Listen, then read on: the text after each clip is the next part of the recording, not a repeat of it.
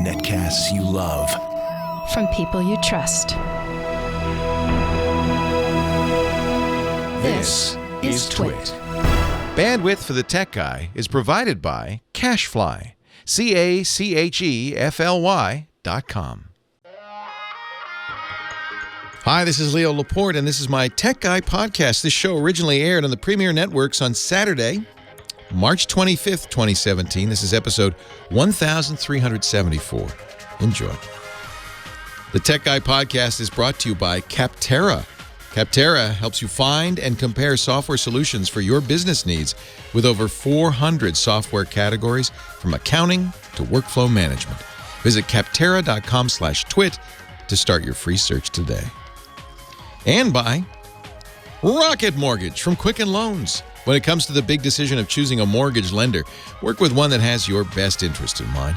Use Rocket Mortgage for a transparent, trustworthy home loan process that's completely online at quickenloans.com/techguy. Well, hey, how are you today? Leo Laporte here, the Tech Guy. Time to talk computers, the internet, home theater, digital photography, smartphones, smartwatches, things with chips in them. 8888 Ask Leo, that's the phone number if you want to talk about tech. 888-827-5536. That's toll-free from anywhere in the U.S. or Canada. Outside that area, just use Skype. You know that. Skype will get you there. Should be for free.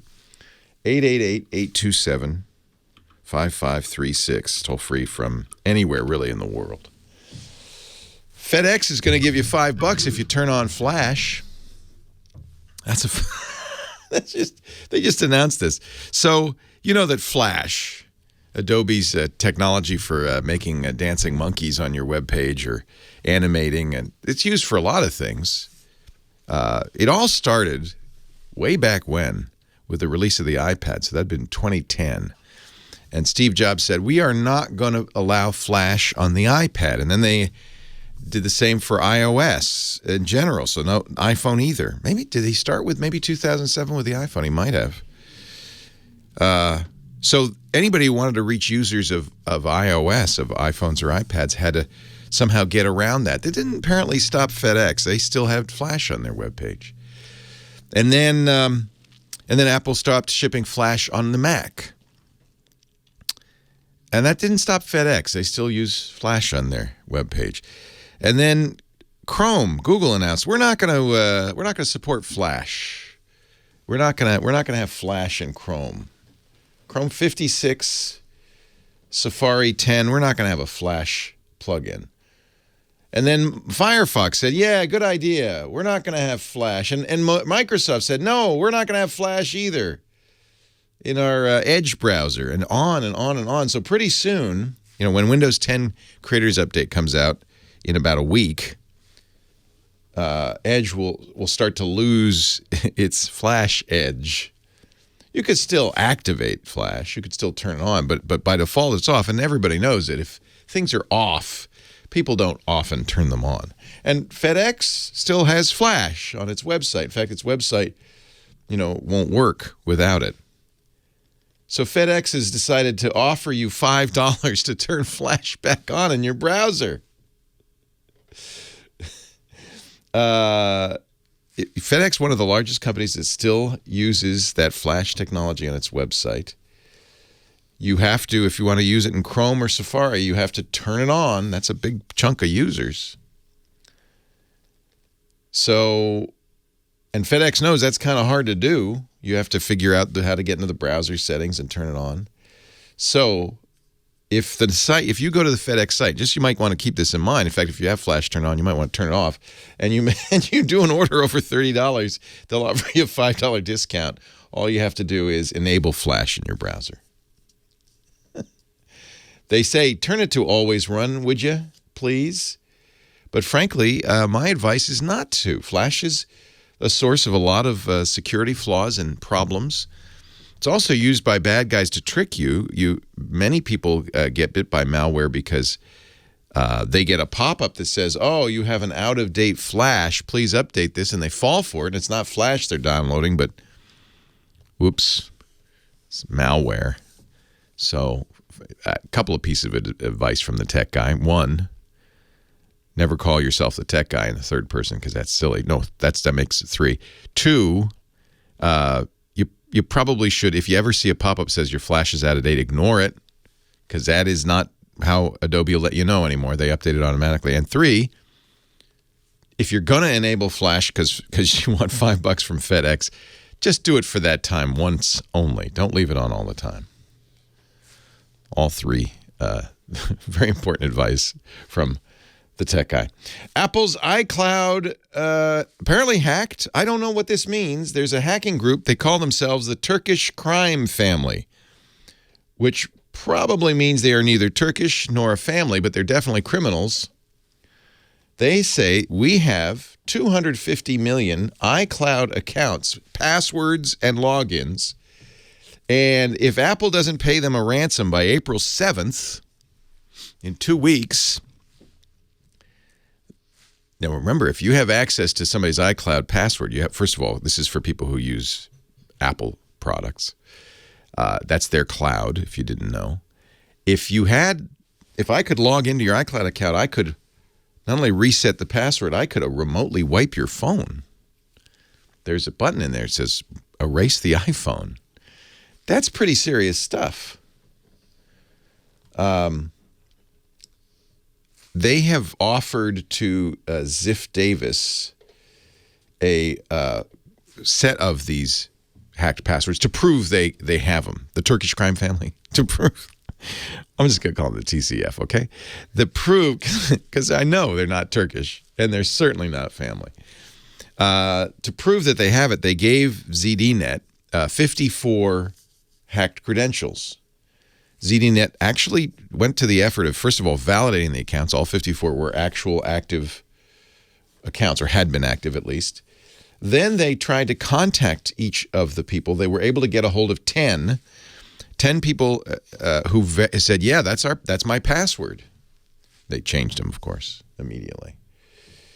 All 10 were in the United Kingdom. All 10 had UK phone numbers. That doesn't necessarily mean that the Turkish crime family, TCF, only has iCloud credentials for the UK. I mean, they say the way we organize this stuff, that just happened to be the case. Some of these passwords, the question is where these came from. Apple says we haven't been hacked.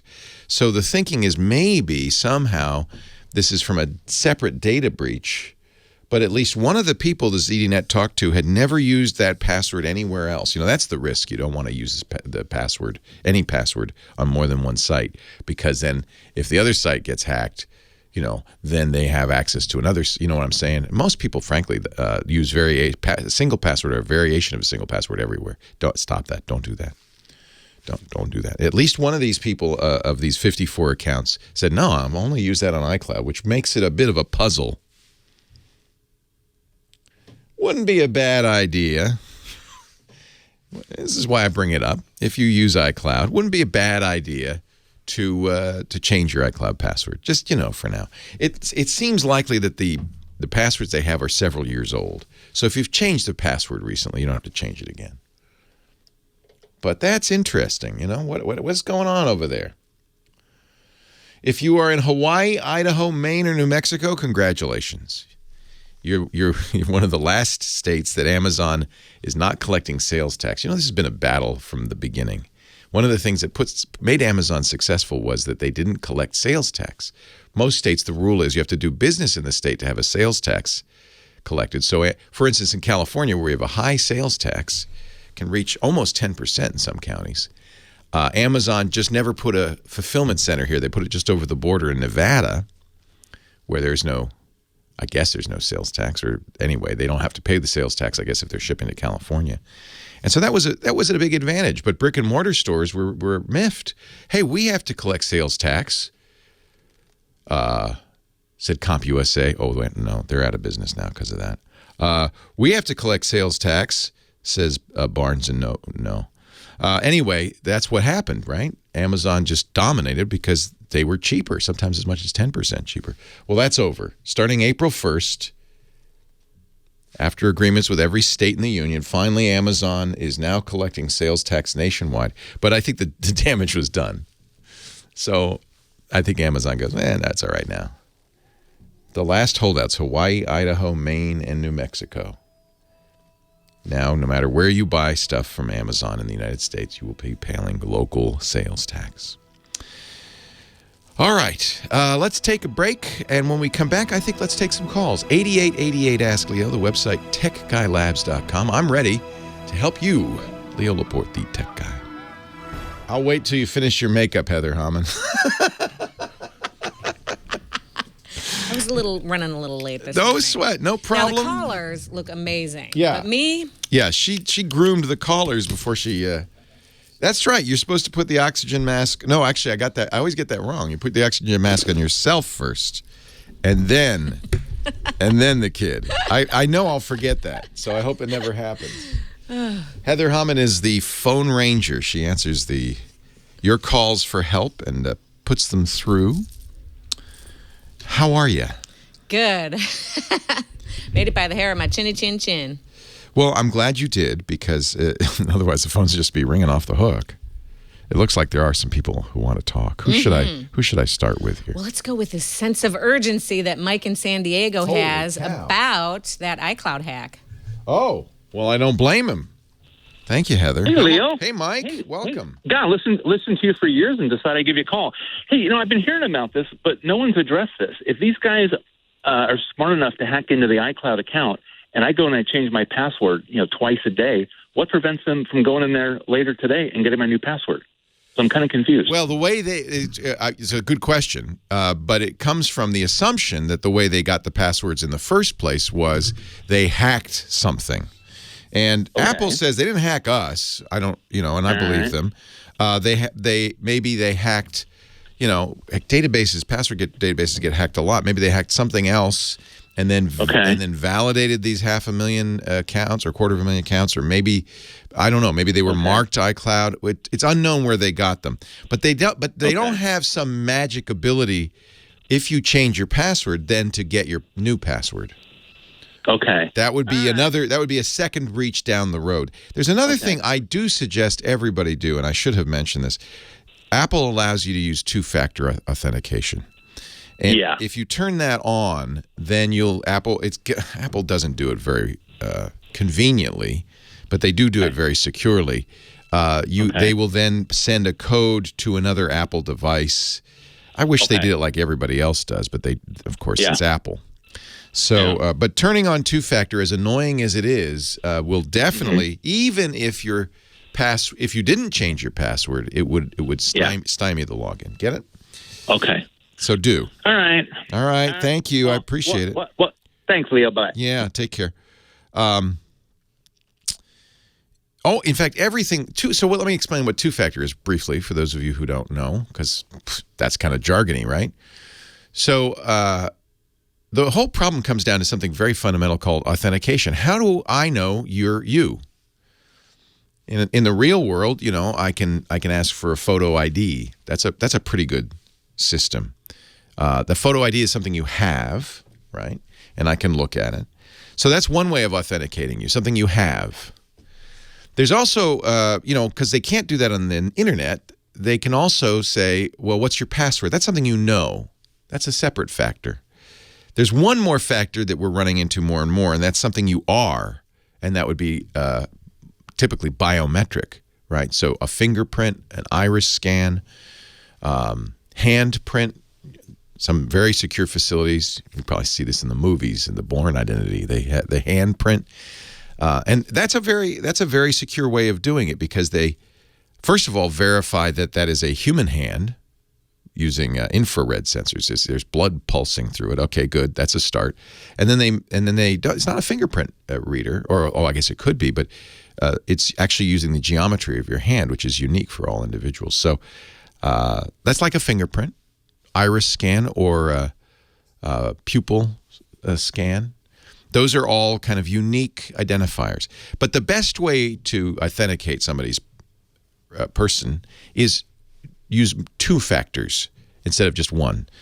So if you, in the case of iCloud, you give them a password, that's something you know, but it would be good to verify via something you have. In other words, that's that text they might send you, or in Apple's case, they don't send you I guess sometimes they send you a text, but if you have an iPad and you're trying to get into your Mac, they'll send it to the iPad or the iPhone.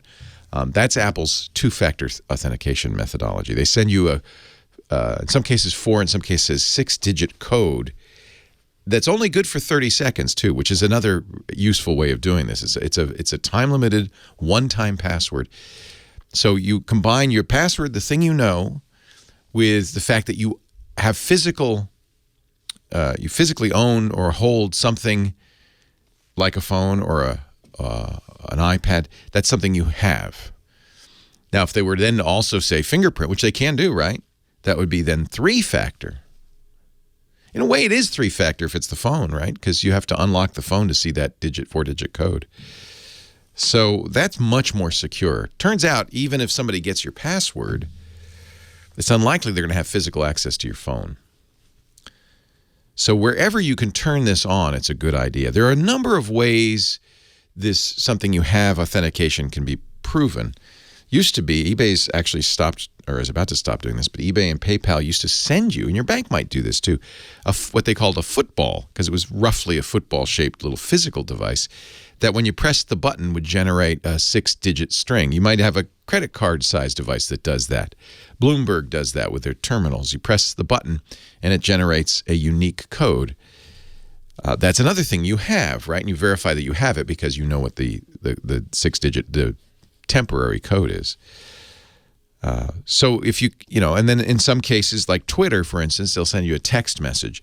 That's a little less good because it's possible for you to have it's not hard for you to get somebody's SIM card and take and hijack their texts. Typical way to do that would be, and we've seen this happen, you call up, you say, I lost my phone.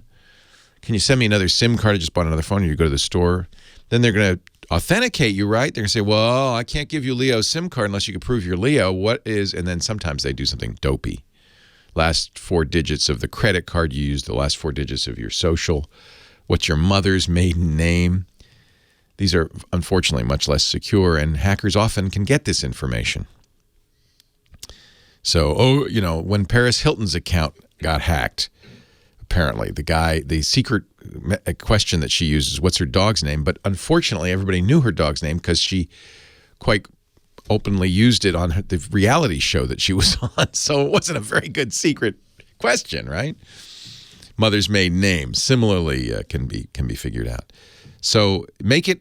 You want to make it hard. You want to. If texts are not as good, text to a phone are not as good because if a really determined attacker he'd have to be going after you. You understand? But if he really were determined, he could spoof your, account and get a SIM card perhaps that would then get your text messages. That's why the football is a great way to do it, or the credit card. Those are very secure. Or fingerprint. It's hard to spoof a fingerprint or a handprint. In any event, turn it on. It's always, even if it's just a text message, always better than just a password alone. That's too easy for the bad guys, especially with some of the passwords I see people using. You've heard me do my lecture on Get a Password Vault, a password manager, and let it generate the passwords for you. I hope you have. Leo Laporte, the tech guy. More calls right after this. Roger McGuinn of the Birds is a complete tech geek. I have the privilege of talking to him many times. He's even been on some of our shows. He built his own solar refrigerator. He's a fascinating, smart, interesting guy. And happens to be a pretty good musician. One of the reasons I think he became kind of a tech geek is he wanted to record his own albums, and he does. He calls it Folk Den. If you Google Roger McGuinn Folk Den, you can find some of his music. He's saving a classic folk music from all the ages, and recording it himself. 8888 Ask Leo. That's the phone number. Louis from Palos Verdes, California is next. Hi, Louis. Leo, I am in the process of sitting outside of a Verizon store right now, and I want to go in and get a phone, but I don't want to. I'm glad I got to you. Good. I'm looking at I've done comparisons on this Moto Z5 Play. Yeah, I really like the Moto Z Play. It is? Yeah, it's a great phone, great battery life, among the best of Android phones. It's a fairly clean Android device. It's not cheap. It has it's a full-priced flagship phone. It has some interesting features, these snap-on backs that can do all sorts of additional things. And Motorola has committed to releasing 2 of these every quarter for at least the next few years. So some of the snap-on backs are, for instance, better music speakers, a better camera, extra battery life, all sorts of interesting uses. I really like the Moto Z Play. Oh, you have one, Paul? One of our members of our studio. Do you like it? Oh, yeah. You would recommend it? There you go, an unsolicited recommendation. Well, there you go, Leo. Camera's not great. It's not the best camera on the market, but it's decent. It's fine. The other thing you should, be aware of is the less expensive Moto G5 is coming out any minute now. They announced it in last month at Mobile World Congress in Barcelona, and that is a less expensive one. That's a little under $300, I think, in the U.S., and that's an inexpensive but very nice, clean Android experience. But I actually like the Moto Z quite a bit. Well, this one is $428. That's a great price. $428 is a great price. So that's less than most flagship phones are more expensive. So. And then the other question I have is, if you get one of these iCloud backup services and you decide you want to get out of it, I've never heard this answer before, is how are you assured that they won't keep your all your information? Well, don't buy it from Louie's Cloud Backup, okay? If you get it from a reputable company, Apple, Microsoft, Google, Carbonite, you can always download everything that's up there and keep it. You're never going to be without access to it. Now, if you stop paying for it, in most cases, those services will give you a grace period of some months that allow you to download your data. They don't delete it immediately, in other words. So you're safe. It's just think of it as a hard drive, your hard drive in the cloud. You have to pay a monthly fee for it. But, I was talking to our visitors in studio who just got bit by ransomware. They have a small business up in Oregon, and one of their employees did, and this is going to happen to every business at some point, open an email, probably said, "This is the boss. Here's this spreadsheet. Open it and fix it." And the employee opened it. And unfortunately, it wasn't a spreadsheet from the boss. It was just pretending to be, and it contained a ransomware virus, which immediately encrypted the employee's data.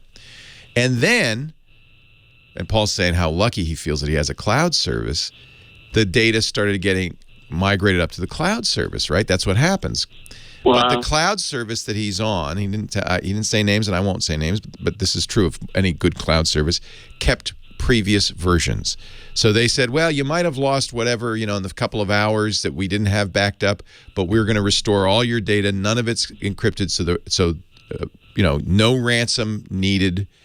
Your data is safe. And that's why you use a cloud service, because they're professionals at managing data, and you don't need to be. Let them do it. Okay. Well, all right. Thank you very much, Leo. My pleasure. Yeah, any good cloud service will let you do that. One of the things I really admire about Google, and this was because of an employee who came to Google and said, hey, we really ought to make this easy for people to get whatever data they have on Google, get back. And he created a page called the Data Liberation Front. This is official. It's Google. And they have a list in the Google Data Liberation Front of all the data Google has of yours, pictures, documents, whatever, phone messages, texts, and a button to push that says, I want my data. Give it all to me. And even another button that says, and delete it on your servers. And that's a smart thing, right? Because that assuages some of the people's concerns about using a cloud server. It's really important if you're using one of these that you never feel like you've lost control of your data, right? This is my data. I'm storing it on your cloud, but it's my data, and it should always stay that way. And so Google was very smart to do this, the Data Liberation Front. Oh, I'm sorry. Art Chanda reminds me it's now called Google Takeout. I think that's actually always what it was called. But you can, the idea is it's your data, liberate it. It's free. keep it. And I like that. Steve in Newfoundland, Leo Laporte, the tech guy. It's Newfoundland, not Newfoundland, right? Well, either way. Okay. Because I used to know somebody from Newfoundland, and I'd say Newfoundland. He said, no, Newfoundland. Yeah, that's usually what most people say is Newfoundland. We just don't call you a Newfie, right? No. What can I do for you, Steve? First of all, I'd just like to say that I'm a big fan ever since back in the Tech TV days. Thank you. So my question was, I've got an app idea. I was wondering if you could recommend a company that could possibly take my idea and publish the app for me, and maybe I could get like a royalty deal or something. Yeah, this is unfortunately, I hate to kind of burst your bubble. This is a very common question. My son has been bugging me for a year. Say, Dad, we've got a great idea for an app. Help us. So here's the problem. Ideas are a dime a dozen. Even the most brilliant idea, it's not hard to come up with, okay? So somebody's had that idea. There's a big leap from the idea to the execution. In fact, some would say the execution is more important than the idea. I mean, after all, Facebook bought the WhatsApp messaging app for $22 billion. Did they buy it because it was this unique, genius idea? No, there's 100 messaging apps. Facebook even had its own. But they spent $22 billion on WhatsApp because of execution, because of the number of users it had, how well it was executed. So the idea alone is not enough.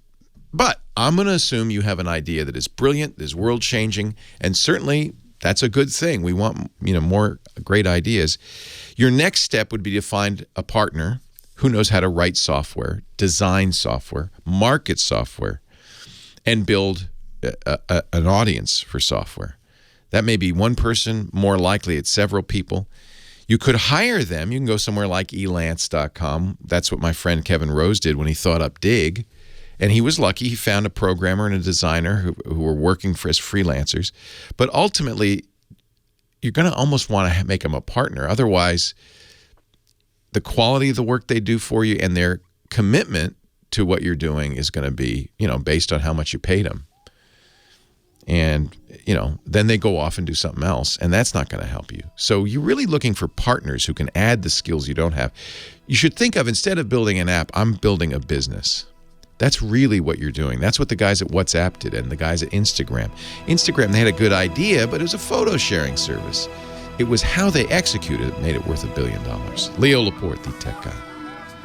Hey, I want to welcome a new sponsor to the Tech Guy Show. I'm really pleased to have Capterra on the show. And it's really perfect for the tech guy because we get calls all the time. People ask frequently, like, I need an accounting software. What's the best one? Or, people ask me about enterprise software, and I have to often say, I'm not the right guy to ask because I don't run it.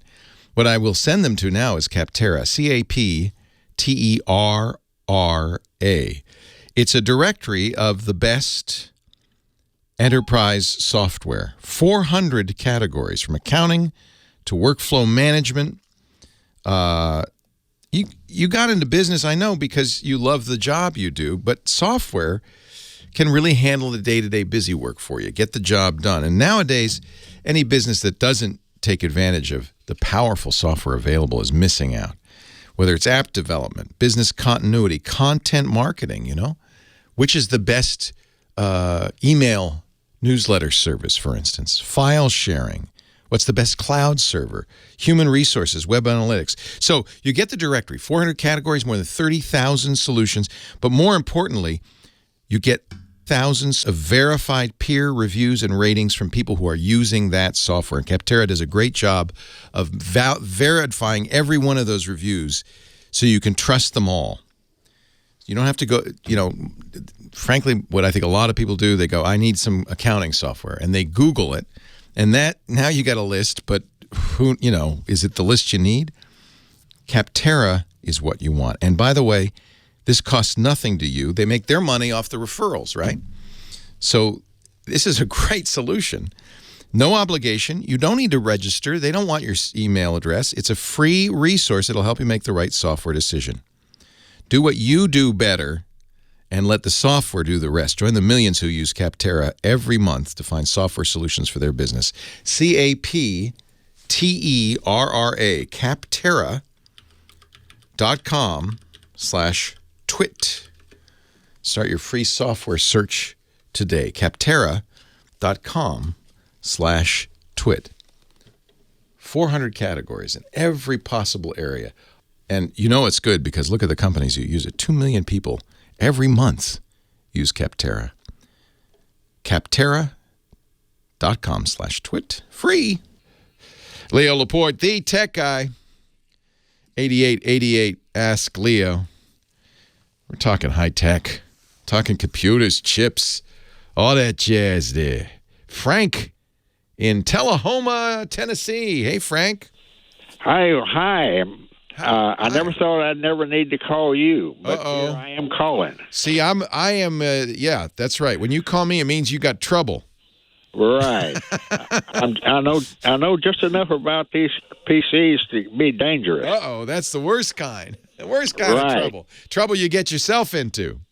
Right. Well, I don't think I got this into it, but anyway, my problem was that my 7-year-old Windows 7 computer will not accept my password. What? How dare it? Yeah, and then I can't. I've got the stuff off on a separate hard drive. I got an image file and everything you need to do, but I can't get to it. That's interesting. So you didn't change the password?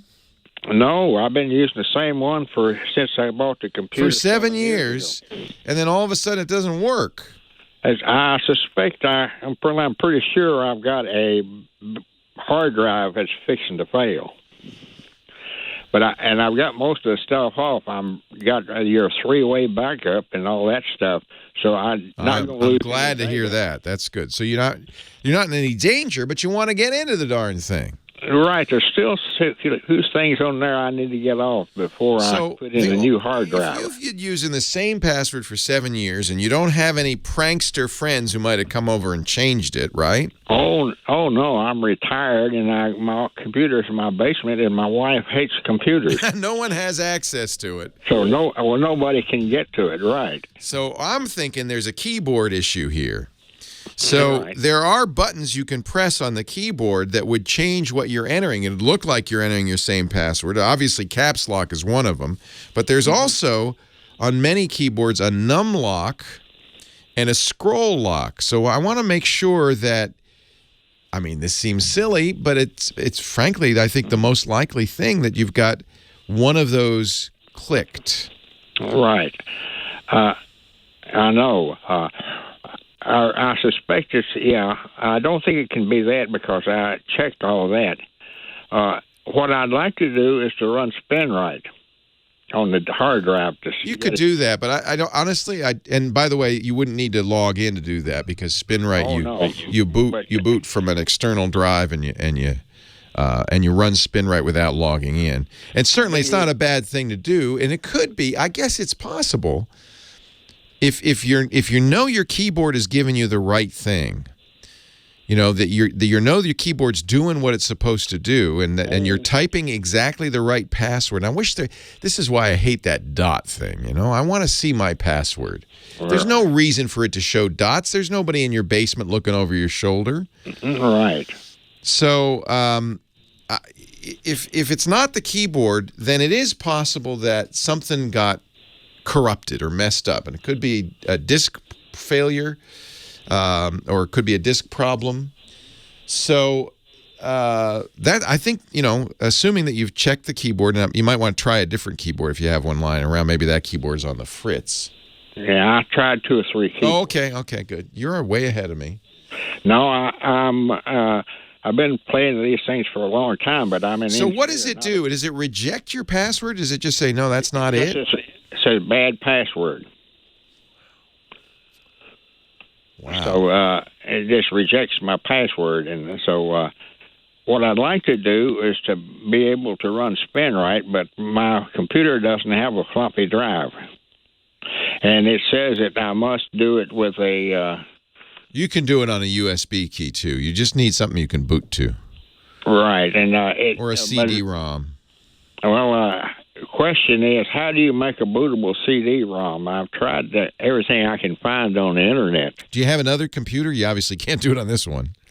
Oh, I've got I have another computer. I have a Surface Pro that I lug around with me. The other thing, by the way, is many Windows 7 machines have a hidden administrator password that is not known about.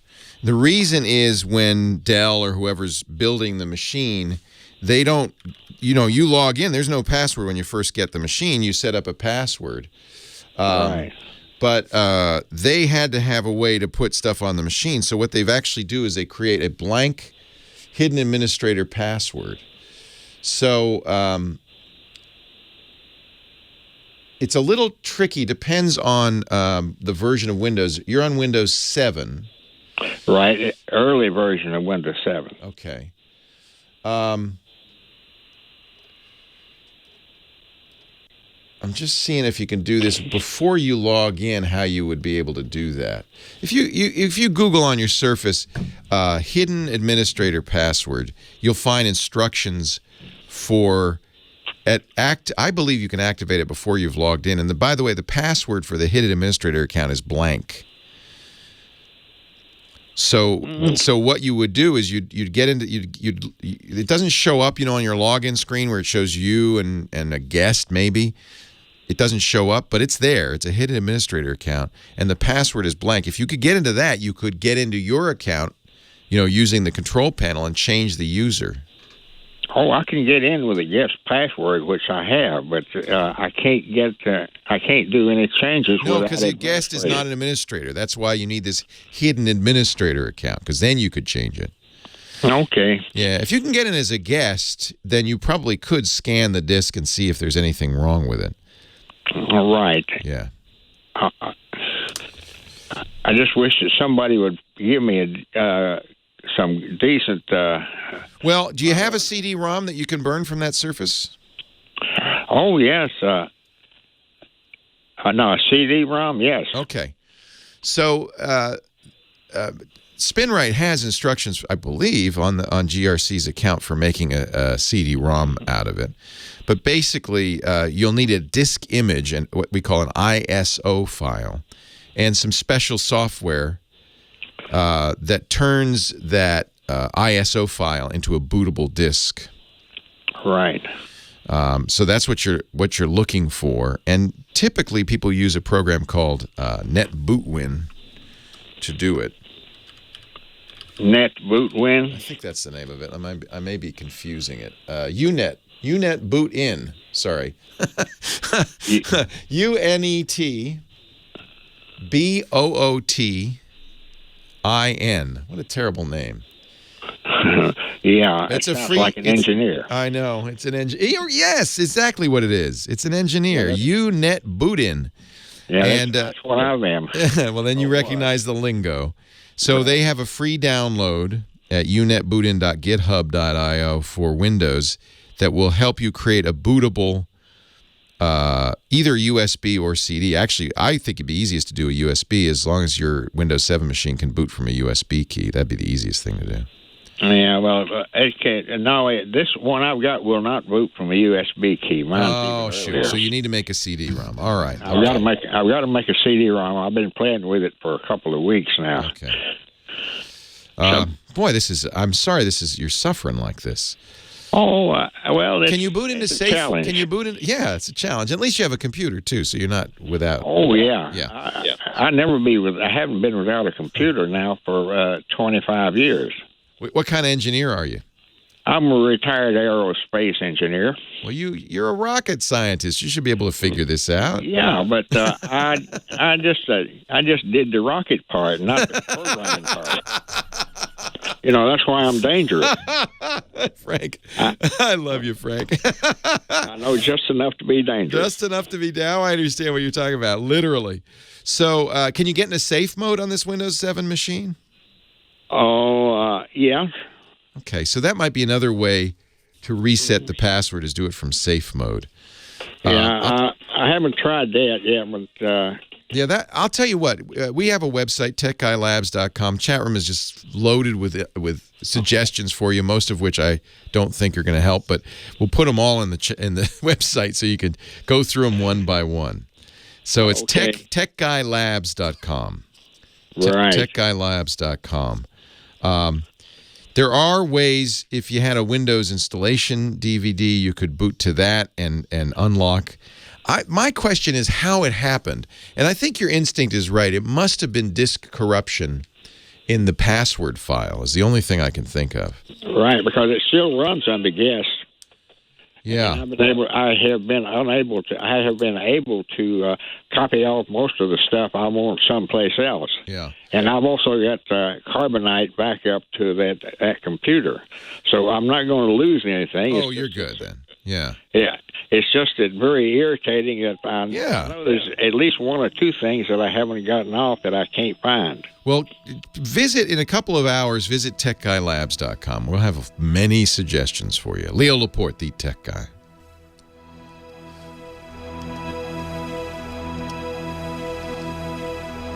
So I saw it, Slow-Mo. I wasn't ignoring you, but he doesn't have the symptoms of a corrupt profile. I mean, we'll put that in there, but that isn't, in fact, the symptom of a corrupt profile that's not your password.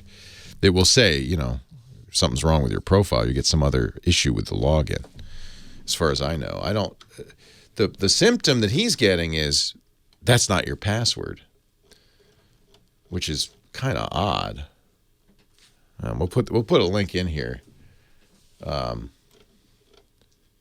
This link. This is not useful because this is for computers either on a network. Okay, so if he can log in, he needs an administrator account. This would work once he's got the hidden administrator account working. Because here's Microsoft's answer. If you're prompted for administrator password, type the password. Well, but it doesn't work. So this is a fix for doing it over the network. Why am I seeing that? Oh, they're updating Skype.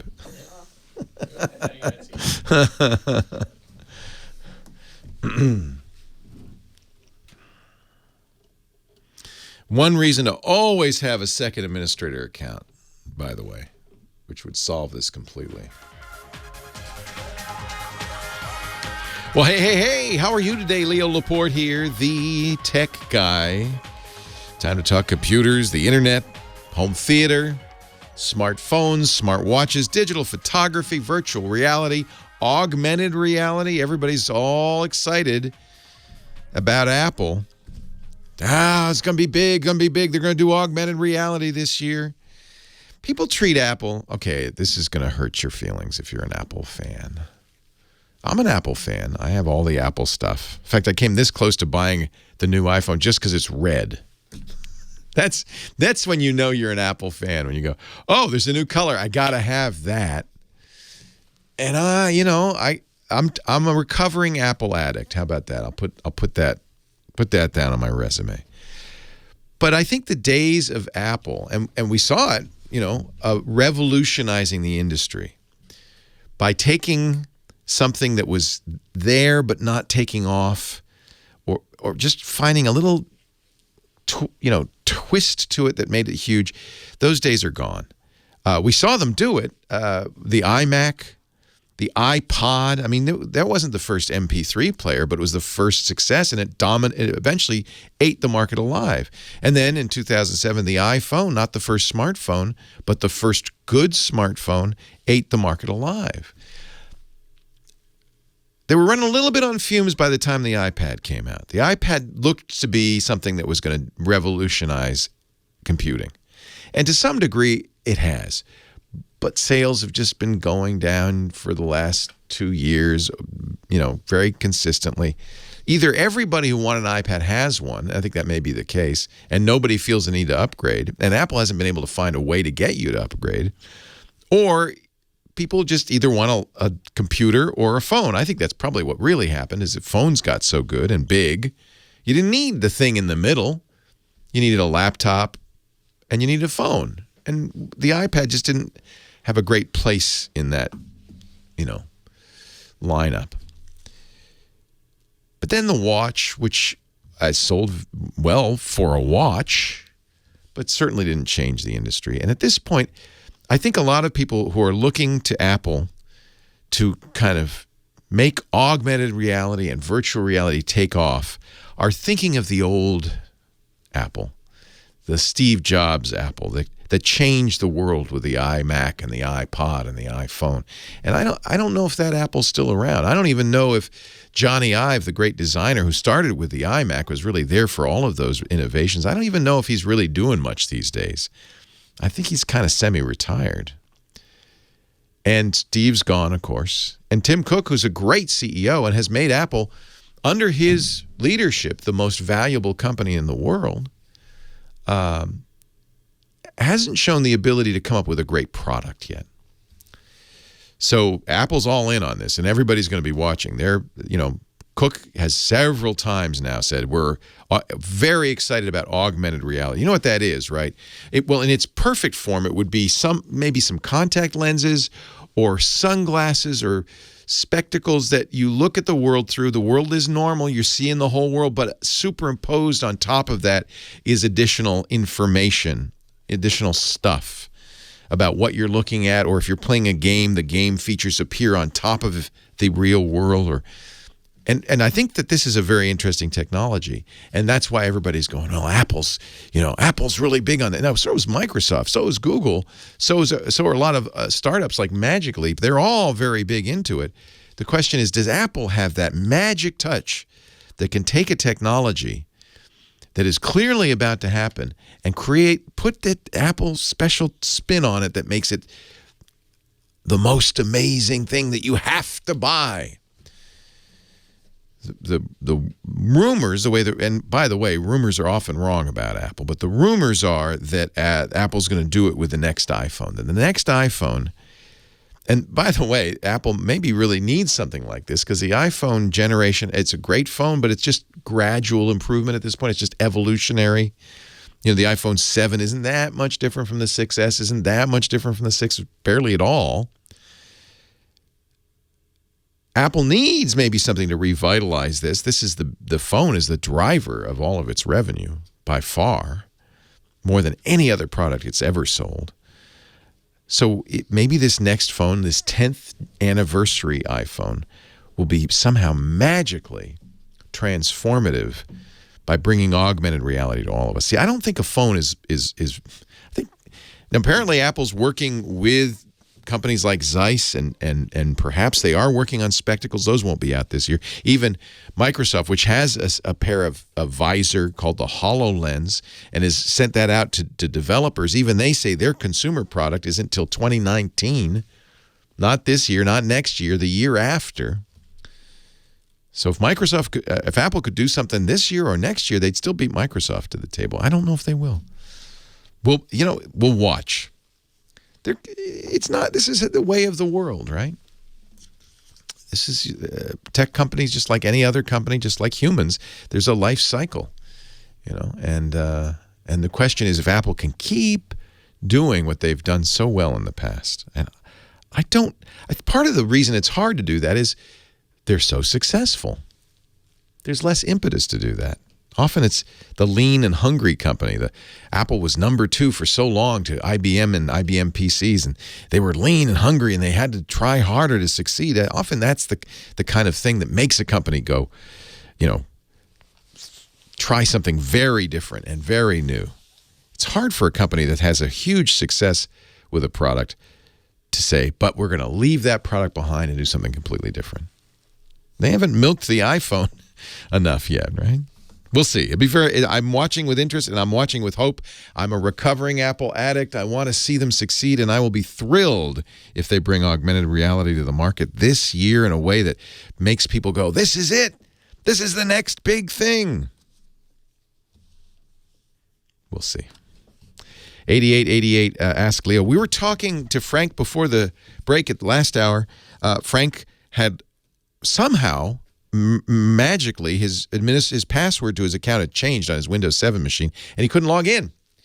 And it reminded me of something really important. You could do it right now, and you should. If you've got a computer, Macintosh, Windows, Linux, doesn't matter what the operating system, create a second administrator account unused. If Frank had another administrator account, he could log into that, change the password of his original account, everything would be fine. You should always have a second administrator account. And I say unused because you don't want it to get damaged. It's your lifeboat. It's your last resort when something goes wrong with your main account. And it's also a great way to do some troubleshooting if something's gone wrong with your main account. So this is something you could do right now. Well, not if you're driving, but next time you're sitting in front of your computer, make sure you have a secondary unused administrator account. A full account that can do everything for emergencies.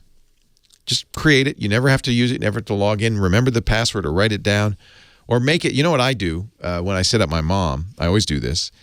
I make the password for her administrator account the same as the password for her main account, which is also an administrator account, backwards.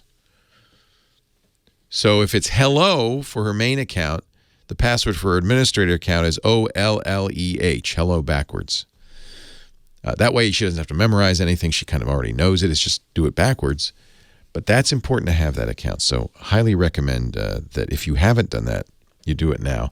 And I wish I'd mentioned that to Frank for when he gets his stuff back, on his Surface Pro. Make a second administrator account. It's absolutely vital. Our phone number is 8888-ASK-LEO. The website, really important because this is where all this stuff ends up. It all gets written down. James DeRuvo is writing right now, and Josh Windish here will also polish it up, add audio and video. Everything is there. All the links, everything I talk about, your comments too, and it's free. There's no sign-up needed. Just you go on over there, great search to techguylabs.com. So keep an eye on that, techguylabs.com. Leo Laporte, the tech guy.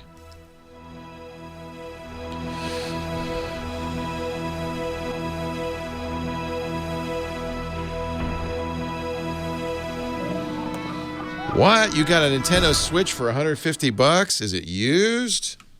Maybe it's used. Maybe it's just the box. Maybe it's just the controllers.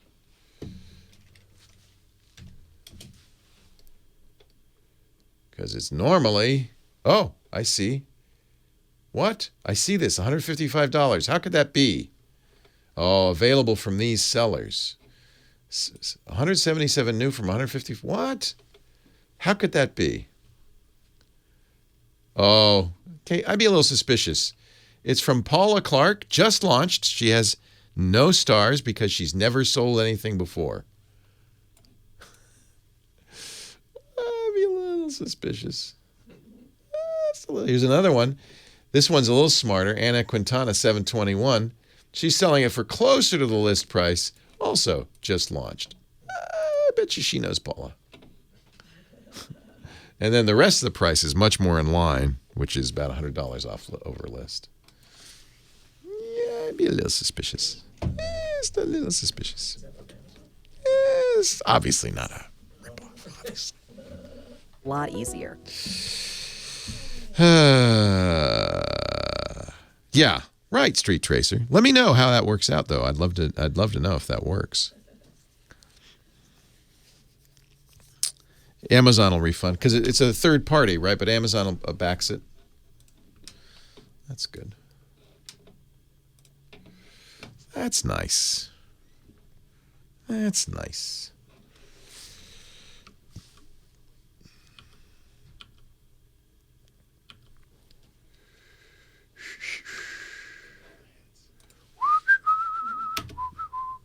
I came this close to ordering a product red iPhone, and then I realized I don't really need it. And there's really no reason to review it because it's just red. So I decided not to. Yeah, zero feedback. Always worries me a little tiny bit. Especially when the price is too good to be true. Yeah. Especially the price is 1/2 the list price. How could that even be? Yeah, that's... Well, it could have. Maybe he just fell off a truck. Maybe he's from New Jersey. I don't know. Hey, Tony, we just got a case of Nintendo Switches. You want one for the family? Leo Laporte, the tech guy, 8888. Ask Leo, the phone number. Greg is in Appleton, Wisconsin. Our next caller. Hey, Greg. Hi, Leo. Thank you for taking my call. Thank you for calling. Say, I have an opportunity to buy slightly used iPhone 7 Plus. Nice. And for a very good price. But it's locked. Can I say the name of the carrier? Yeah. Cricket. Okay. And I want to put it into U.S. Cellular. That's an interesting question. Is there a way, if U.S. Cellular or Cricket typically has to unlock it. Okay. I don't know if there's a third-party way to remove carrier locks on an iPhone. I've looked a little bit. Yeah. On Google, and there is one, I can't remember the name. But yeah, they're offering to sell it for $70. You could, yeah. I wouldn't trust that one. Yeah, I think so. Cricket, I don't know what Cricket's policies are. Cricket is, I'm being told, an AT&T reseller. So it's actually AT&T. But so is U.S. Cellular. Huh, that's interesting.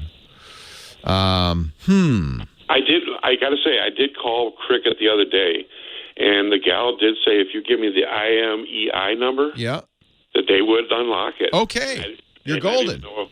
So that's good. That's typically what AT&T will do as well. If you're in good standing with them, as you don't owe them money, and you've had the phone for 6 months, they'll unlock it. I mean, carriers are sensitive to this. They don't want to get in trouble for being unreasonable about locking. The whole idea of carrier locking, it's only one kind of locking, but the whole idea of carrier locking is, well, we're going to subsidize the phone and pay, and you're going to pay off over 2 years.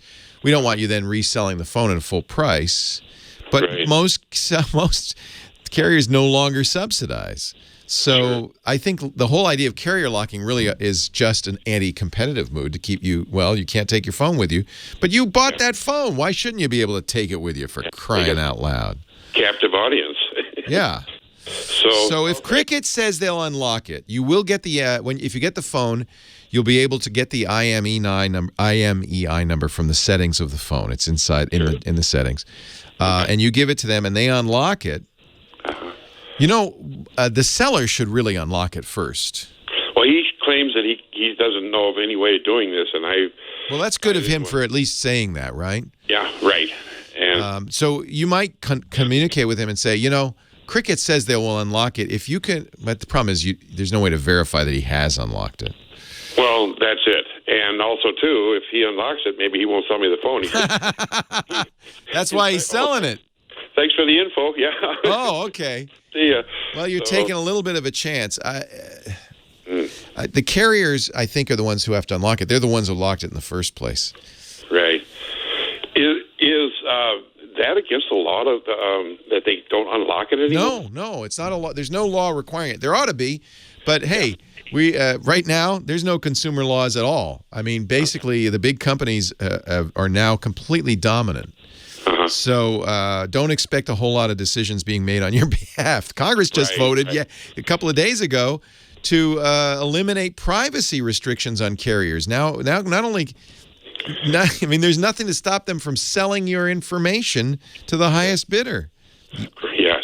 So I wouldn't anticipate a lot, even if there were regulations, any enforcement of those regulations. So, but there isn't, and it made sense when the carrier was subsidizing. It doesn't make sense if the carrier doesn't subsidize. If you're paid in full, you own that phone, you bought it. Why can't you take it to another carrier? You ought to be able to. That's not their phone. It's your phone. Exactly. I agree. It ought to be a law, but there isn't. Do I have to buy a new SIM card for their SIM chip for that thing?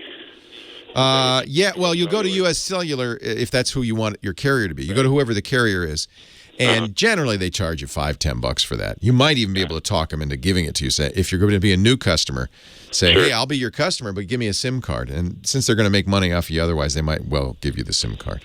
Absolutely. Okay. Well, so you would think that I should take the If Cricket said they could do it, then they'll do it, yeah. Yeah, I'm just not sure if the girl was honest with me when I talked to her. She says, well, what she may do, get ready for this, is, but you're going to stay at Cricket, aren't you?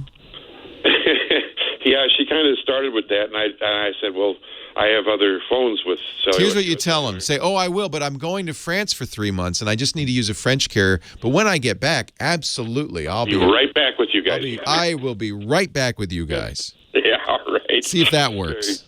That's a good reason. By the way, that's a legitimate reason to say I want to unlock it. I want to unlock it so that I can use it overseas.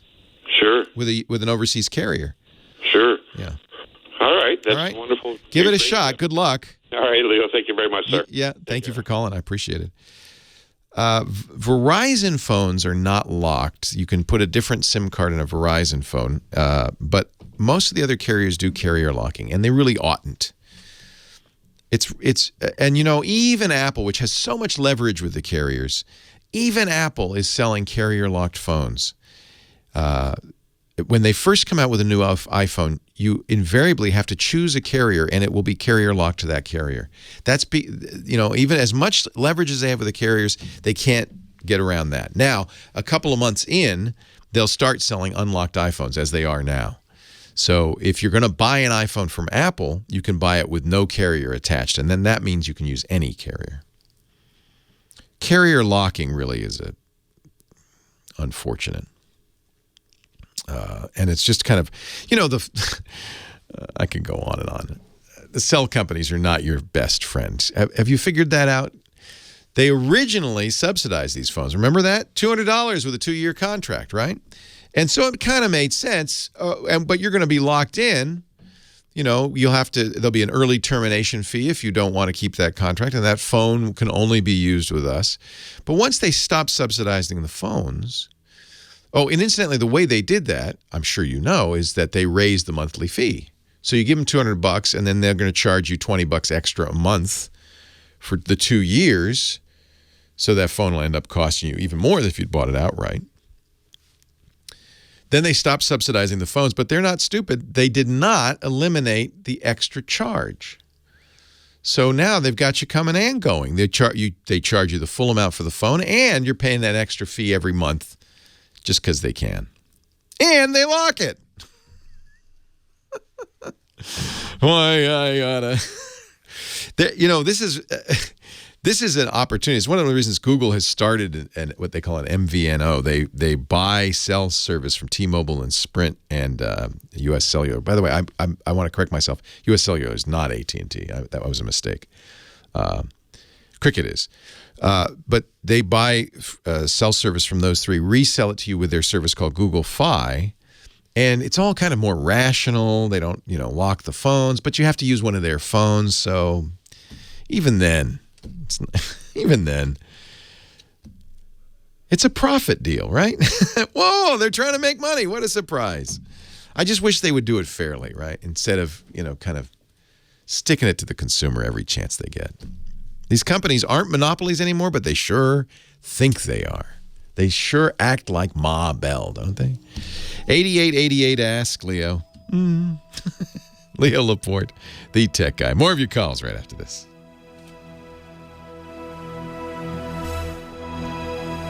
There is it's true, thanks to T-Mobile primarily, there's been much more competition in pricing.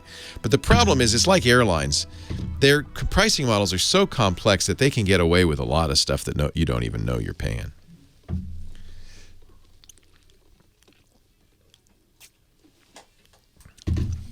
And Apple's doing the same thing. Is this worth $1,000? I doubt it. Well, I guess it is because I paid it, right? By definition. Unlimited data is my pet peeve. Yeah. Quote, unlimited data. Thank you very much.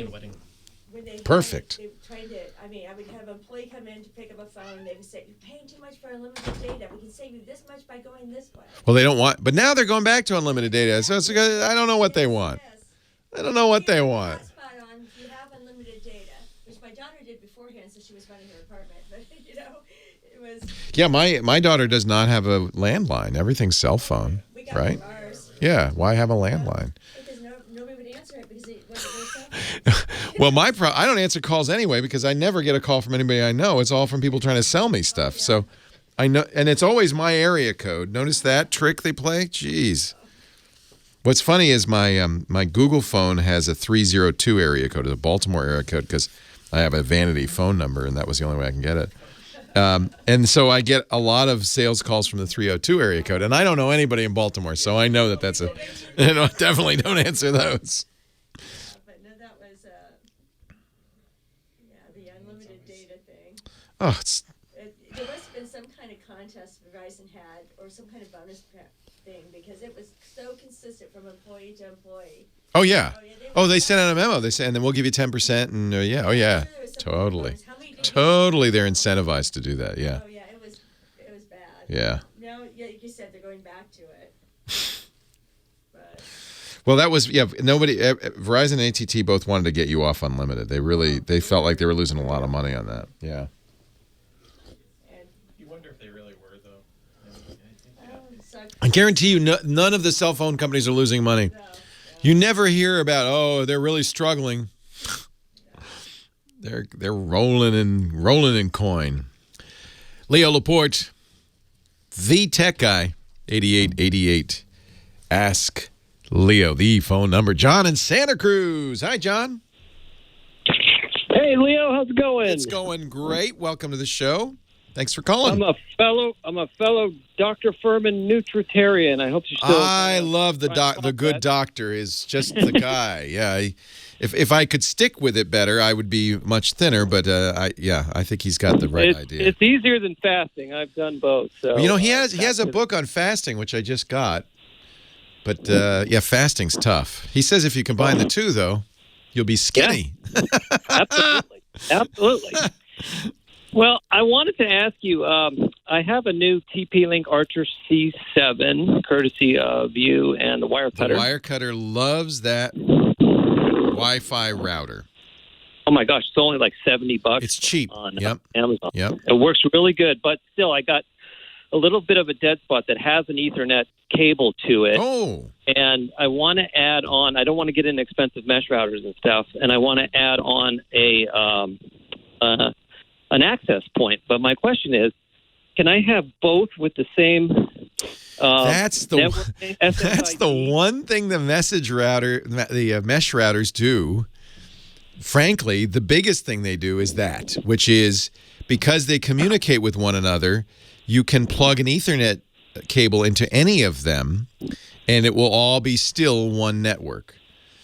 If you're going to do that with your existing C7 setup, you can't. You're going to have two separate networks with two separate SSIDs.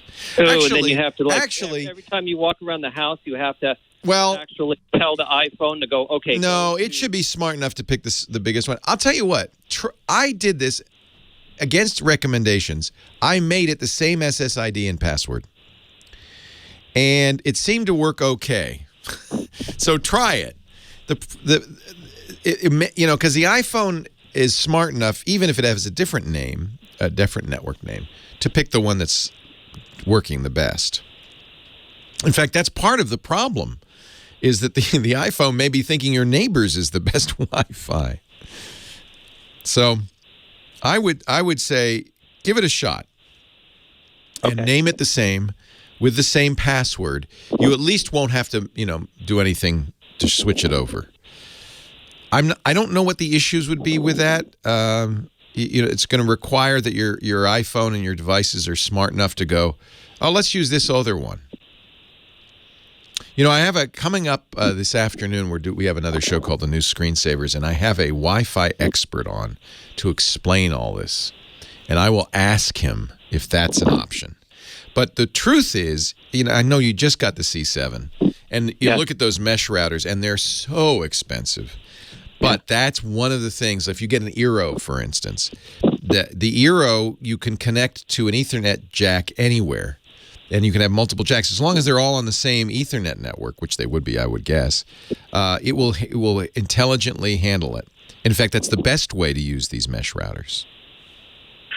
Oh, okay. So that's a real bonus for those. That's what they do. That's kind of the point, almost. Yeah. So you don't have because I remember going to hotels back in the day, or even recently, that don't have the mesh before the mesh technology, and they would have the same SSID and password, and it would be strong throughout these big properties all throughout. Yeah, no, mesh has been around forever. Those were using mesh, almost certainly. Oh, it's just that it's come down to it's now consumer level. Yeah. There have been companies doing mesh for years. Mesh is not a new idea. Oh. Okay. And I think that is exactly how those commercial Wi-Fi installations do it. Companies like Ubiquiti have been offering these for enterprise for years. Okay, gotcha. Yeah. Let me ask you a quick. But try getting another C7, naming it the same password, see if it works. Okay. Can I ask you? Do some old laptops not have the ability to receive 5 gigahertz? Yes, signal? That's right. Okay, the receiver, the antenna, whatever within the laptop. So there's a couple of technologies you have to have. You need the latest 802.11ac or A or N, because B did not do 5 gigahertz, right? So the older technologies didn't. And then not only do you have to have A, N, or AC, you also have to have both radios. So you can have a Wi-Fi, capable laptop that doesn't have a 5 gigahertz radio. It may do AC or it may do N, but it doesn't have a 5 gigahertz radio. It's not going to receive anything at that frequency.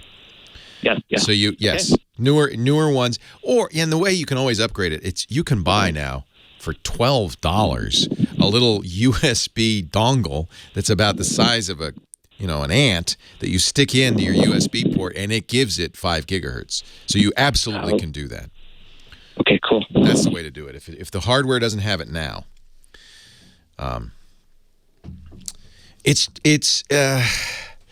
Wi-Fi is based on radio frequency, RF. And I've been working in radio for 40 years, and I've known many great radio engineers, and they all agree no one understands how this stuff works. It's a black art.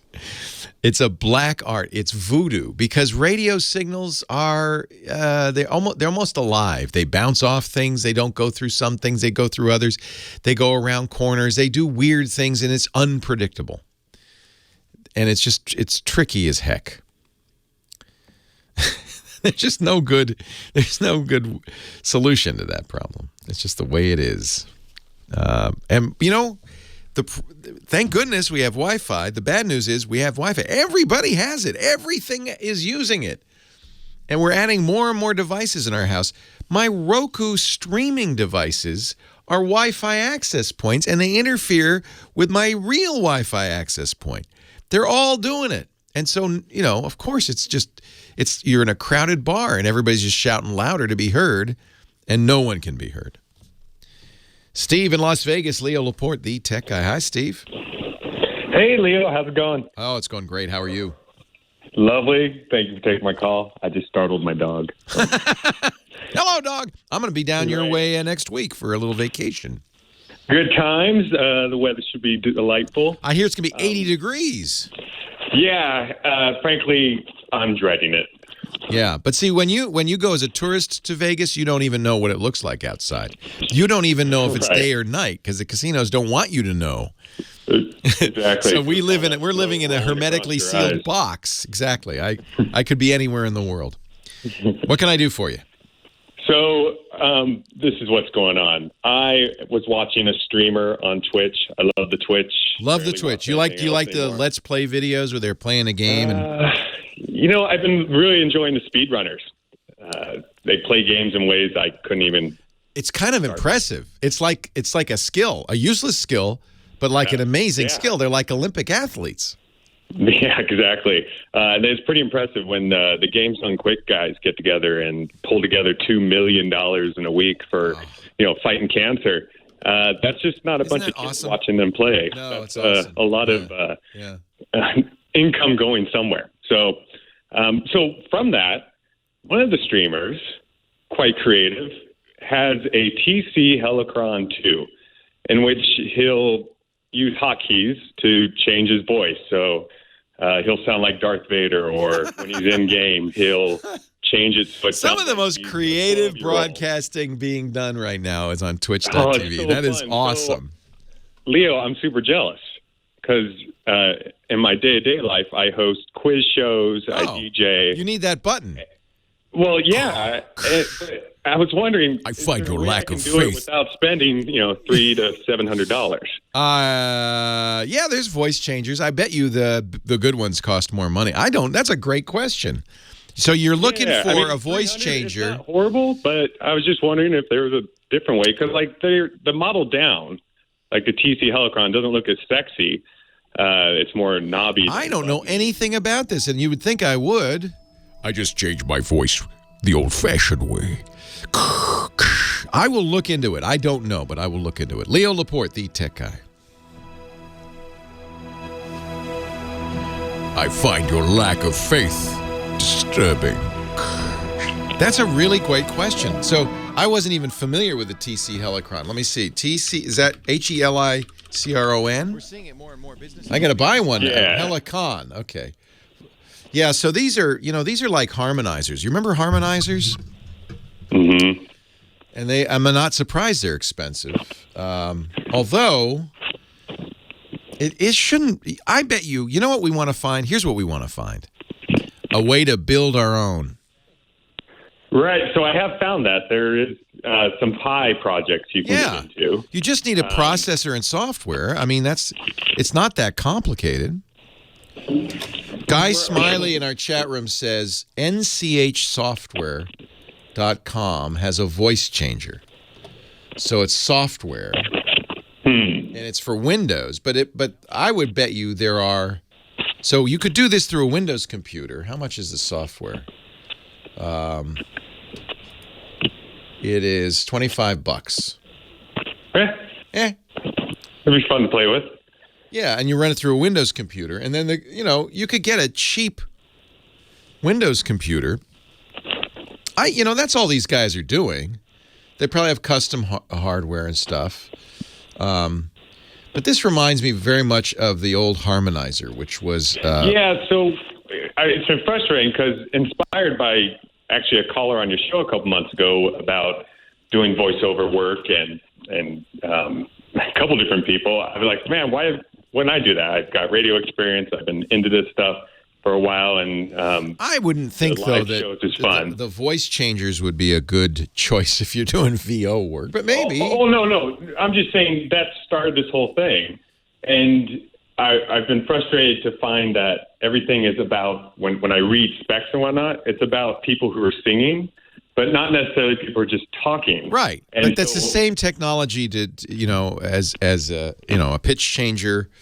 Auto tune. It's all the same technology. It's just applying fast Fourier transforms to your voice to do different things. Now, here's one that's free called from Screaming Bee.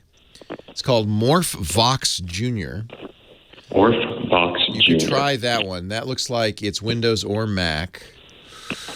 And that would be at least a try before you buy. And then they have a DJ.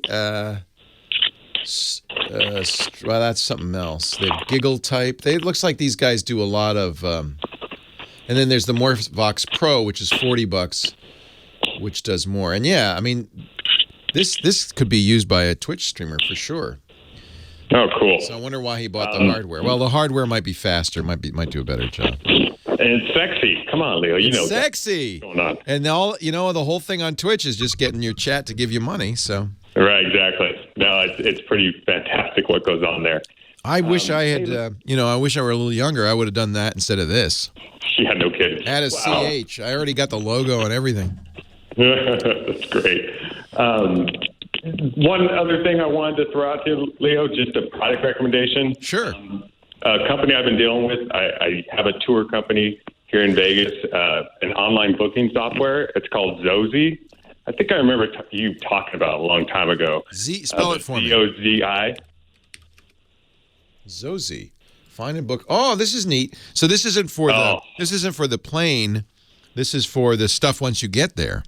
Yeah. Oh man, it is so nice. Oh, this looks great. I need this because I'm always looking for stuff. Like when we get to Vegas next week, we booked a helicopter ride down the Strip and a few things like that. But that would be fun. Good times. Yeah. Well, if you want small time, I do a beer tour, and then I also do a downtown ghost and mob history tour. Oh. Email Leo at Leoville. I got to run. Hold on. But Leo at Leoville. Leo Laporte, the tech guy. Well, a little research, we found a whole bunch of free and inexpensive voice-changing software you can use on Windows or Mac. I'm going to have to start playing with that. And now you know what's going to happen. We're going to start getting calls from Darth Vader and Winnie the Pooh. Yosemite Sam! Please don't. Just use your real voice when you call me, okay? Please, I beg you. 8888, Ask Leo, the phone number. Actually, I was, let's see, I was talking, I'll go to Chris. That's next. Chris in Long Beach. Hi, Chris. Oh, hi, Leo. Thanks for taking my call. Thanks for calling. You're welcome. I have a question. I've got a large amount of data on a RAID backup. Yeah. Independent, and about 6 terabytes, and I want to back it up to another. Holy cow! That's a lot. That's a lot of data. Yeah. It is. It's all photographs too. Wow. So my question is, I've been using Fast Copy. Is that the best way to go for this project? And do I need to do it in separate, batches?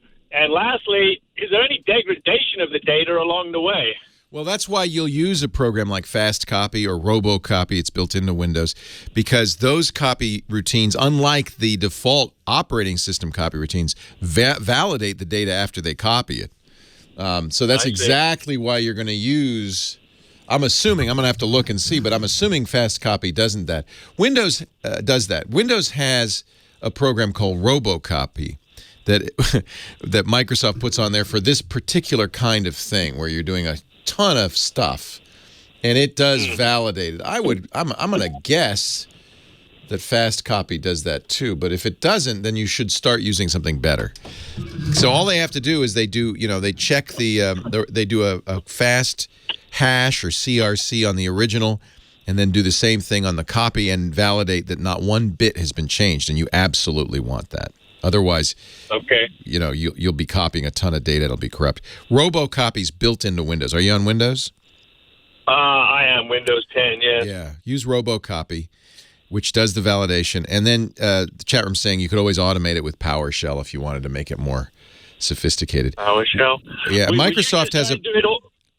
Say again? Sorry. I was just saying, would you break it down into subcategories or just try and do the whole lot in one go? Yeah, that's going to take a few days, I would guess. Depends how you connect them. If you have Thunderbolt 3 between them or a eSATA between them, it might be fast, but it's still going to take a while. Generally, so for instance, we use a Synology NAS at home. And you can have, Synology has this capability built into it. I would guess most NASs do, where you can replicate the NAS. So I could have the same Synology NAS at work and then say, this is your slave, replicate. And then the two would keep in sync. That's kind of what you want, right? Because you want double redundancy. You want the redundancy of the RAID, but you'd like to have a second copy somewhere else. Yeah, exactly. Yeah. And the first RAID is full up now, so I need to just get a Oh, new, my goodness. New, all right, well, get a Synology, Synology. They're a NAS. They're my favorite NAS company. I wish I could get them to give me some money for advertising because I seem to be doing it a lot lately. But they're really good. And they have that capability built in. So if you get two identical enclosures and populate it, and, of course, you could put a lot more. If you have a 5-drive enclosure, you could have a 15 terabyte NAS, and I've got a 4 times 6 terabytes. So I'm perfect. Perfect. 24, but only 3 of them are being used because one's the flow. Yeah, the redundancy. Yeah. So, check whatever your enclosure you're using. Check and see if they have a replication capability because that's something that would be very useful. There's a power utility called rsync that most Unix and sysadmins use to do this exact thing. And rsync is very good. One of the things rsync does is once you've made the copy, it, in the smallest amount of data possible, keeps it up to date. rsync only syncs changes. It's very smart, that kind of thing. RSYNC.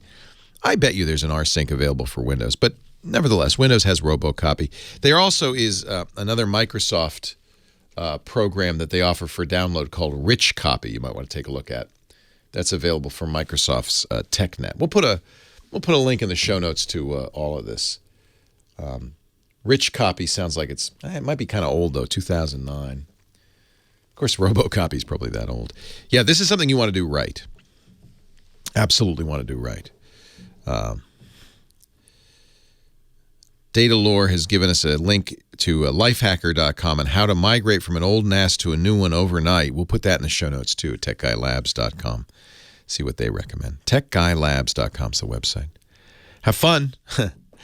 You're a photographer. That's the last thing you want to lose. The last thing you want to lose is your pictures. And so every photographer has to deal with this. In fact, let me recommend, and I do often, but it's my friend Peter Krogh, Krogh. He's the author of a book called The Digital Asset Management, or DAM book. He's doing an update to that. DAM 2 is due out any minute now. He also worked with the Association of Professional Photographers to do a website, in the Library of Congress, to do a website for photographers on workflow. dpbestworkflow dot, I want to say com. Or maybe it's org. Let me look at org. Well, if you Google DP Best Workflow, it's of course that, but it's a lot more. But a lot of it is, how to make sure that your stuff never gets lost. DP Best Flow. There you go. dpbestflow.org. But it's all about workflow. dpbestflow.org. That's from ASMP, American Society of Media Photographers, the Library of Congress, and my buddy Peter Krogh. Highly recommended. Free resource. It's very useful on getting the best workflow, the best backups, keeping everything safe. And it's great that they offer that for free. Derek, Roanoke, Virginia. Hi, Derek. Leo Laporte, the tech guy. Hello. Hello. Hey. How you doing, Leo? A couple weeks ago, I started noticing on Yahoo Mail, each time I loaded, here's the pop-up I'm getting. It says, after March 31st, email from your external account will no longer be imported, and you're currently importing from, and it lists your email addresses. I currently have, I think, 3 pop servers from businesses that I have. Yeah, that's a nice feature, right? All in one inbox, thanks to the import. Move to get off Yahoo Mail anyway. Move to Google Mail. They'd still do that for free. Okay. Do you have any other recommendations? Maybe like what's the one from Mozilla? I forgot the name of it. Thunderbird is a client, not a mail service. Okay. So you need a mail service, and then you can use any client you want. I use Google Mail because it's free and it's got great anti-spam protection. It will do that gathering. But if you don't want to use Google, there are commercial services. The other one I use, which is fabulous, is Fastmail, fastmail.com. They're out of Australia, and they're an IMAP service, but they also will gather email from other accounts. And what you do is you can continue to use your Yahoo account. You just use Gmail or Fastmail or whatever you choose to gather your mail from Yahoo, like you've been doing those other pop accounts, and centralize it all. At this point, Yahoo they've been sold. I don't know what's going to happen to them. They're highly insecure. I can't recommend anybody use it. Leo Laporte, the tech guy. Our Tech Guy Show brought to you today by the greatest people in Detroit. I'm talking about Quicken Loans. I didn't know this, but the owner of Quicken Loans, devoted Michigander, grew up in Detroit, and he has spent lots of money revitalizing Detroit, bringing business back to Detroit. It's actually a great story. He owns the Pistons, I think? Yeah, or is it the hockey team? Anyway, it's a neat story. Quicken Loans is the best mortgage lender in the country. I could say that unequivocally. All you have to do is look at their J.D. Power Customer Satisfaction Awards. I mean, these guys are great. And they've created a loan product that is designed for us, the geeks. It's called Rocket Mortgage. It's a loan approval that's entirely online. No more having to go to a bank. You don't even have to put on pants to do this. That's why geeks like it. Go to quickenloans.com/techguy. I'm going to do it right now. quickenloans.com/techguy. You can apply for a loan, do it all online on your phone or on your tablet, on your computer. You even can give them the paperwork they need, like bank statements, check stubs. That can all be submitted electronically with a touch of a button. And then because it's all computerized, there's all those J.D. Power Customer Satisfaction Awards, by the way. Because it's computerized, you'll get approved for a mortgage solution that's custom to you. I mean, you can literally adjust the rate and length of your loan in real time to see how it changes the payments and all of that, get it just right, and get approved in minutes. Last time we bought a house, it took us a month, 4 weeks to get the loan. They kept coming back to us for more papers, more papers. I wish they'd had Rocket Mortgage then. Believe me, I will use it from now on. For refi or to buy, just remember this. Maybe tomorrow you'll be going out to the open houses. You'll be glad. You go, maybe we should buy this. Let me get the loan. QuickenLoans.com/techguy. You show the realtor. See, we're approved. That helps. I'm telling you, that's the way you buy a house. QuickenLoans.com/techguy. Equal housing lender, licensed in all 50 states. NMLSconsumeraccess.org, number 3030. I thank them so much for changing the way we get loans, for listening to geeks and what we want, and for supporting the Tech Guy Show. QuickenLoans.com/techguy. Hey, how are you today? Leo Laporte here, the Tech Guy. Time to talk computers and the internet and home theater and digital photography and smartphones and smartwatches and augmented reality and, well, you get the idea. It's anything with a chip in it. Technology. Phone number 888-827-5536. That's toll free from anywhere in the U.S. or Canada. 8888 Leo. Outside those areas, you can still call because we have, thanks to the internet, listeners all over the world. Just use your Skype. Use the internet to call 8888 Leo. Moving along to Orange County, Brian is on the line. Hi, Brian. Thanks for calling. Leo Laporte, the Tech Guy. Leo, big fan. Thank you, sir. Leo, I just wanted to call.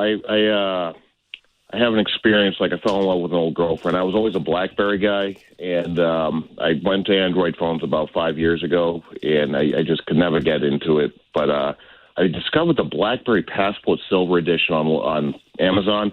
I saw it could be unlocked, and not only that, I hit the Crackberry forum, found out that they have all these APK files that you can just switch over, and you can get the Google Play Store. And now it's been 2 weeks for me, and I'm also an MBA student, so I do a lot of stats and spreadsheets and whatnot. And I can't say I have to say I've never been happier with a phone in my life. And the speakers are amazing, also, and the battery life's insane. Well, I'm glad to get that recommendation. BlackBerry, they've had some ups and downs lately. I was a huge BlackBerry fan. It was the last smartphone I had before Apple came out with this thing called the iPhone in 2007.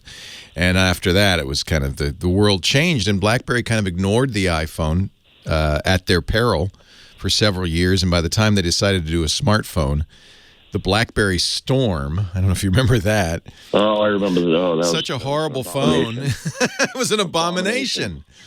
And then they really wanted people to use their operating system. And this is a problem that Microsoft's had too, which is at this point, Apple and Google dominate the mobile market with iOS and Android. And it's very hard because you need to have an app store. You need to have app developers. And it's very hard to succeed if you're not Android or iOS. So BlackBerry, probably wisely said, let's do Android phones. Well, it runs my BlackBerry, my Passport Silver Edition actually runs on 10.3. Oh, you have the last BlackBerry 10 phone. Yes. Oh, I really was curious. I almost bought that Passport because it's a little strange. It's square.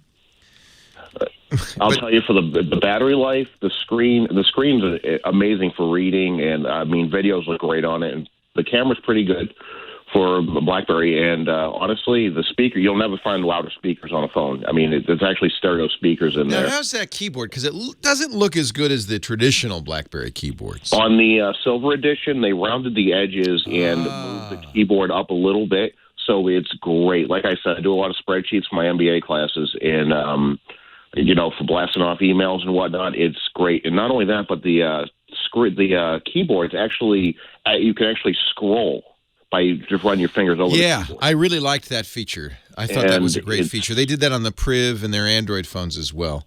Well, are they still selling it? I guess they are. Yeah, you can get it. I got mine on Amazon for about $220. Are you kidding? That's cheap. Wow. It was now, great. you have to acknowledge there's no app, ecosystem, unfortunately, because no, you get the actual. You get. See, you said you could run Android APKs. That's right. Yeah. How do they run? Do they run okay? Well, here's what I did. I actually, if you go to crackberry.com, they give you how to get the Google Play Store on there, installed on there. So Google Play Services doesn't run on it. So like I can't use the Gmail app. Okay. The YouTube app works.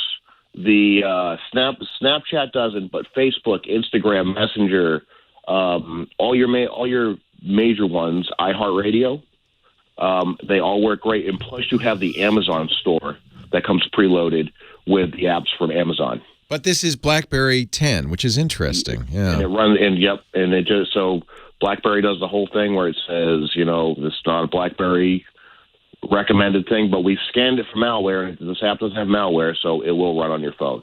And actually, I do DraftKings too, and DraftKings actually looks better on the screen and runs better than it did on my Android phone. To be honest with you, it's a strange 4.5-inch aspect ratio, kind of a square screen. But it's good looking. You say, right? So people, when I pull it out, people are like, "Hey, that's a cool phone." It's different, isn't it? Yeah. Yeah, look, it comes with a 32 gigs flash storage, and it's expandable to 128, and it's got a Snapdragon processor, so it's quad core. So I really can't complain about the speed of it or anything. Well, I appreciate the recommendation. I'm glad to know they're still selling it. I'll tell you my fears. They're done with BlackBerry 10. You're not going to get much in terms of OS updates. And, of course, there's no app ecosystem for the BlackBerry operating system. They kind of helped that a little bit with Android emulation. But as you point out, lacking Google services means you're not going to be able to run a lot of the best Android apps because a lot of them are relying on Google services. But I'm glad you're happy, and I'm glad actually to put the recommendation on. Because we don't talk about this. There's just one tip I have for anyone with a Samsung Galaxy Note 4. I got what my wife wanted to stick with Android, so I found a Note 4, got a good deal on that. Paid like $220 for that one, and I was like, oh, great. And the battery was only charging to about 60-70%, and she'd leave it charged overnight. It wouldn't go any higher, and I'm like, I'm going to have to get a new battery. It's amazing what happens when you do that old Dell trick, where you pull out the battery and then pop it back in. That fixed it? 100% the next night, yeah. I don't know why that would fix it. I have a ton of old Note 4 batteries. I should just send them to you. Because that has an interchangeable battery. You could take the back off. And so whenever I loved those old Notes because I would always buy 2 or 3, but you could get a third-party battery and a couple of batteries and a charger for $40, and I would then have 3 batteries. I would never run out of juice. I wish they'd still do that. Nobody does that. No, they don't, unfortunately. LG was the last company to offer interchangeable batteries. Well, you've now, I'm sorry to say, maybe I'm happy to say, you've now resurrected a whole cult of BlackBerry fans who've been hiding in the chat room, unwilling to admit their love for this old platform. Good for you. I miss the BlackBerry, but well, I'm going to say, Leo, look, if you got a sponsor or someone out there who can kick you a silver edition to test to do. I'll buy one. So you They're can not expensive. I'll buy one. Yeah, go on it. Like I said, go on Amazon. I see it for $488 on Amazon. You said you got it for less. Yes. All right. I got the. It's an international. It came with no warranty. But you know what? You read the reviews on the seller. I think the guy has like a 4.8 review. All right. And you think the silver edition is significantly better than the original? Absolutely. All right. Absolutely. I researched this. I researched all these phones. When I buy a new phone, I research for weeks. And I found the silver edition because I didn't want I found the Priv, which runs on Android. Yeah, I have a Priv. Was just too fragile. Yeah. And the silver edition actually has a stainless steel frame and thing, and right. I mean it's a brick. I mean you're not gonna hurt it. And I probably should have. I do need a phone to travel outside the country in with one that if the customs people take it, I don't have to worry about it. So maybe this will be my travel the world phone. How about that? Yeah, it comes actually they come. Like I said, the international one comes unlocked. So that's awesome. You throw it on a GSM. I'll do it. I grabbed my buddy's AT&T SIM card just to throw it in just to see if it would work, and it connected right away. Amazing. Hey, I appreciate that. Thank you for the call. Hey, thank you, Leo. Take care, Brian. Thanks for what you do. I love getting a call once in a while that's not somebody saying, nothing works, I hate it all, it's not working, help me. Recommendations always are welcome. And competition is great for us as users. It's great to have many companies making these things so the innovation, because you don't know where it's going to come from. It usually doesn't come from the biggest companies. So I want BlackBerry to succeed. I'm glad to hear they've got a good phone. Leo Laporte, the tech guy.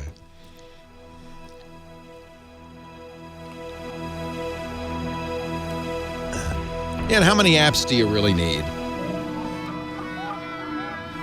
Lisa was a BlackBerry user, and she had a Storm. It was a horrible phone. Oh my God! And I think that I worked on her and finally got her to get an iPhone. And I think the final straw was she put the Storm on the. You've done this, I'm sure. On the top, you're getting in the car, you got a bunch of stuff, you put it on the top of the car, and you forget, and drive off. And that was that. Goodbye, Storm. I might have not reminded her. I might have not mentioned that she'd put it on the roof.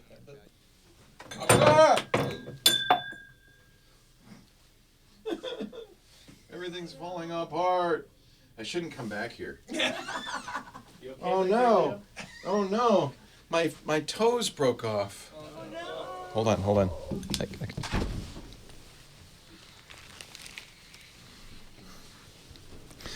Well, it's just made of fondant. Leo Laporte, the tech guy. 8888 Ask Leo. That's the phone number. If you have a question or a comment or a suggestion, I'd love to hear from you. Let's talk high tech. I love the suggestions. I have to say, it's always good to get a recommendation. For another thing I have to buy, Jenny in San Diego, Leo Laporte, the tech guy. Hi, I am a little overwhelmed when I go into the Verizon store because I don't go that often. The last phone I have that I'm talking to you on is a Droid Razr Max. And oh, my God. It's time for a new phone. It's an antique. I've got to, and I'm looking at LG's. I saw the review you did a few months back on iPhone versus the Google Pixel. I don't know why that one's catching my eye. So I've always been in the Android world. Yes. So first decision, Android or iOS? It sounds like Android, right? Yes. Don't even think. Oh, I'm gonna. Okay. Yep. Okay. I gotta calm down. So. I love spending people's money. So my good friend Kevin Marks asked me, he says, time for a new Android phone. What do you recommend? And I'm going to tell you what I told him. Without a doubt, the best Android phone on the market is the Google Pixel, either the Pixel or, if you want a big screen, the Pixel XL. Okay. And I say that for a couple of reasons. The hardware is superb. Camera is as good as anything on the market, even the iPhone. Okay. And it's pure Google, so there's no additional falderall on there, and Google is keeping it up to date faster than any other Android phone on the market. So you're getting those Google security updates the minute they're available. And I think that's very important. That's one thing that iPhone offers is Apple made a deal with all the carriers. Don't get in our way. If we've got an update, we're going to push it, and you're not going to stop us. And that's a real advantage for Apple. They keep their phones up to date, and Apple users tend to be more secure for that reason. So, having said that, good luck getting one. Oh. Now, Verizon probably has some because they seem to have, but even they were running low. So, Google cannot make these fast enough. So, I also told my friend Kevin Marks, having said that, let me give you some other choices. And some of these are less expensive, which is another reason you might be interested. The Google phone is the same as an iPhone. It starts at $750. Right. Which is outrageous. Bill, they're begging me to turn this one in and going to give me a great deal on that. Maybe $10. Yeah. Okay, good. $10 a month for 2 years, so $240. That's a great deal. For a Pixel? Yes, and I've been there. I've been with them forever. So. Well, you know what? I think that might be the best thing for you to do. But I will mention some other names. Okay, I appreciate that. Because Paul's here with his Moto Z Play, and he really likes it, and I don't want him to feel bad. That actually is a great phone from Motorola, which is owned now by Lenovo, the Chinese laptop company. Yep. That's a great phone, too, and that has some interesting features. It's less expensive, has very good battery life, and has these magnetically attachable backs, and there's a huge variety. Paul has the extra battery. It gives him 2 days of battery, so your Macs had incredible battery life. That's one thing you're going to miss. Okay. Even in a Pixel battery life, you're going to get through the day, but barely. Okay. So this Moto Z Play will get you through the day and in another day. They also, he says he's using, they have a little projector, believe it or not, a PowerPoint projector that goes on the back of it that you can project on the wall. If that's a useful thing, that's pretty cool. They have better speakers. They have a Hasselblad camera back. There's a lot of interesting backs. So the Moto Z Play is a very interesting phone. If you want to get even less expensive, I really like ZTE makes it the Axon 7, which I think is a beautiful phone, very well made, lots of nice features, pretty clean. OnePlus makes a phone called the OnePlus 3T. They're, I believe, about to come out with the next generation of that any minute now, so that might be one to watch for. That you buy direct. You don't get that from Verizon. Got it. But those are all side choices if for some reason you don't want to spend the money on the Pixel. If you can get a good deal on the Pixel and you've played with it and you like it, I, without hesitation, recommend that. Oh, that is great. And then anything LG that's come out in the last 6 months? Yeah, the new LG just came out, the G6. Yeah, I see that online. They'll have that as well. I'm kind of indifferent about it. It's nice, but there's nothing to write home about. Great. And the real problem with both the Moto and the LG is there's no guarantee they're going to get those updates. And security updates, I think, are really important. Sure. Okay. Oh, my gosh. You've helped me wade through. Now I just can't wait to go over there. So. Now you have to decide between the XL and the regular size. I carry a Pixel small version, the regular version, and love it. Love it. I think the regular version's good enough. Yeah. You don't need a giant phone. No, I sure don't. Thank you so much. My pleasure. Yeah, and get as much storage as you think you need, by the way. You don't know now because you can't really put anything on your Macs. But you will find that the phones fill up if you start putting apps. Fill it up, but mostly it's music, movies, and I put a lot of audiobooks on mine. Those and pictures and video. Those can fill it up. So I think they start at 32 gigs. Wouldn't be a bad idea to get the bigger one if you can afford it. Oh, yeah, I did see that. Okay, thank you. Yeah, I was going to do that for sure. Just do that. I think you'll be happy. Call me back in a couple of months and let me know. I sure will. Thanks, Jenny. All right. We do know that Google is working on the next generation of that. We've seen evidence in the, on the online benchmarking sites and things, but that's not imminent. Google announced the Pixel and started shipping it they announced it right before Apple's announcement. What a coincidence. And they started shipping it right about the same time as Apple. So that means it'll probably be, I would expect, September of this year before we see the next generation Pixel. That's far enough off you're not going to feel bad if you get it today. Especially since you survived for years with that Droid Max. 8888 Ask Leo, that's the phone number. If you have a question, a comment, a suggestion. Isaac in Los Angeles, you're next. Hi, Isaac. Hi, love the show. Listen to it all the time, every chance I get. Thank you, sir. So I'm a police officer in Southern California. I'm a burglary investigator. Oh, great. And we're getting burglaries, residential burglaries, all the time. And a lot of times it's hard to catch these guys because they're in and out in just a few minutes. But they're always, when they get them on surveillance video, they're always on their phone. Whoever's, the getaway driver. You're kidding. Right. So they get on the phone? All right. Yeah, I got the stuff. Come get me. Right. Holy cow. Yeah, but the surveillance video doesn't help you, Isaac? You would think that would help. Right. Yeah. So what I want to know is, everybody has Wi-Fi, and phones are always looking to connect to Wi-Fi. That's right. Do routers collect any identifiers from the phone, like an MEID or anything like that? Some do, yes. Pull from it. Yeah, some do. So every router does make a note of what's connected to it. So if the phone connects, the router will say, in its logs, yeah, we got a connection at this time from this device. But remember, that means the bad guy has to actually join the router. Right. Just seeing it is not enough. Like an open. Yeah. Okay. Yeah. So it'll only be in some situations. Okay. So is there any device that people would be able to install in their house that would just collect MEIDs of any? Oh, wouldn't that be great? Wireless device in the house. Yeah, we know Google did that. Remember, they were driving around their Street View cars looking at Wi-Fi access points. They didn't have to be open, just logging them. Right. Yeah. I don't know of one, Isaac. Hang on the line. Let me see if I can find out for you. We have to take a break. Leo Laporte, but I'm glad to help you out in this situation. Leo Laporte, the tech guy.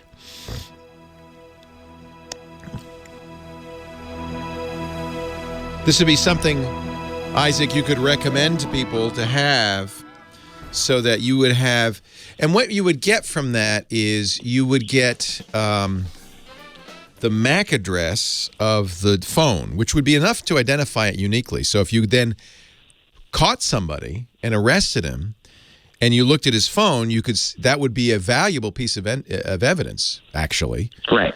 Because you could say, well, this phone was seen by this Wi-Fi access point at this time. It doesn't prove he was in the house. Right. He could be outside the house, right? Yeah. But it might be an evidentiary. There would also be issues of, chain of custody and stuff like that I don't know anything about. Right. Let me think about that's a really interesting question. I think that there's got to be some way to log all the visible MAC addresses, whether they join the access point or not. Chat room, do you have any thoughts? You understand what he's looking for? Yeah, because they're on the phone every time. At least one of them is on the phone. Well, now you could subpoena the cell carriers, and you would have. Yeah, then I'd be able to. Yeah, I'd be able to get if I had an identifier, then I could. Right. Then I could potentially find out the number associated with it. Right. And, search warrants and all that stuff. And, cell carriers often you don't even need all you need is a pen warrant, which means you don't have to go to a judge to get a warrant. You can use the pen warrant to go to the portal for the carrier and say, this phone, where did you see it at this time? Right. The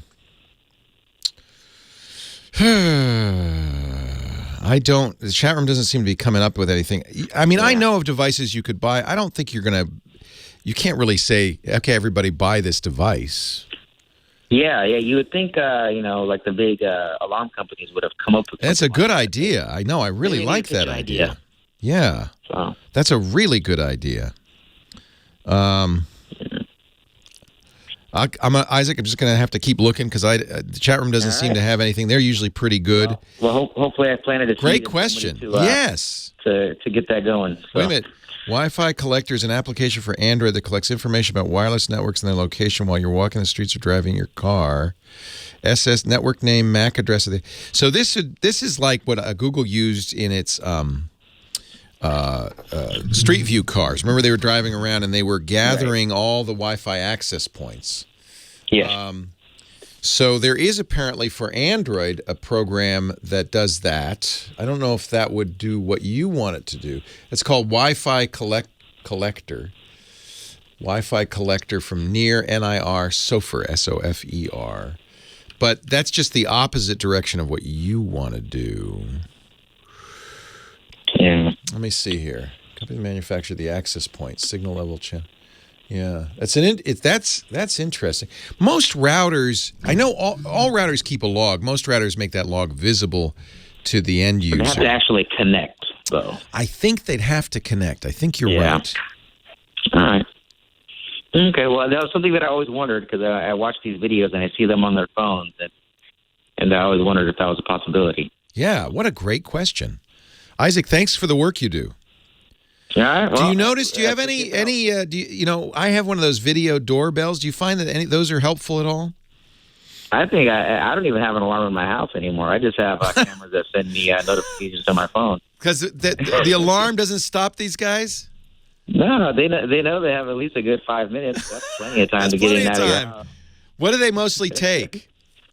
Jewelry and cash. They don't even take a bag anymore. They just rip your pillowcase right off your bed and fill it up and leave. Wow. So they're just looking for something they can sell really quickly to get cash, right? Yep. Yeah, they don't pawn it. They melt it down and they'll take it to the gold dealers in LA. Wow. So I'm gonna. Somebody's mentioning the Wi-Fi pineapple. This would work, but I don't expect end users to buy this. But that's from Hackshop, HAKSHOP.com. It's the Hack 5 shop, and they make a device called the Pineapple that is very good for this kind of thing. Isaac, a pleasure talking to you. Thanks. This is a device that always comes up when we talk about this kind of thing. We were talking with Isaac, who's a police officer, investigates burglaries, wants to know if there's a device you could have in your house. I think he wants it for his house. He said, by the way, I talked to him off the air, I don't even bother with burglar alarms anymore. Because they know they got 5 minutes before the alarm, before police arrive. All they want to do, get in, take the jewelry, take anything that can easily, turn into cash. He says they don't even bring a bag anymore. They just take a pillowcase off your bed, load it up with the jewelry, run out the door. They're gone in a minute. So he says, all I have in my house is cameras. Because, at least I can get a visual of the guy doing it. And I think that's a great idea. There's some really nice devices like the Canary, which is an easy-to-install camera that will send you a notification. Hey, there's somebody in your house. It also emits a piercing alarm sound, but I don't know if that's a deterrent or not. It's annoying. It's really loud. In any event, the device he was looking for does exist.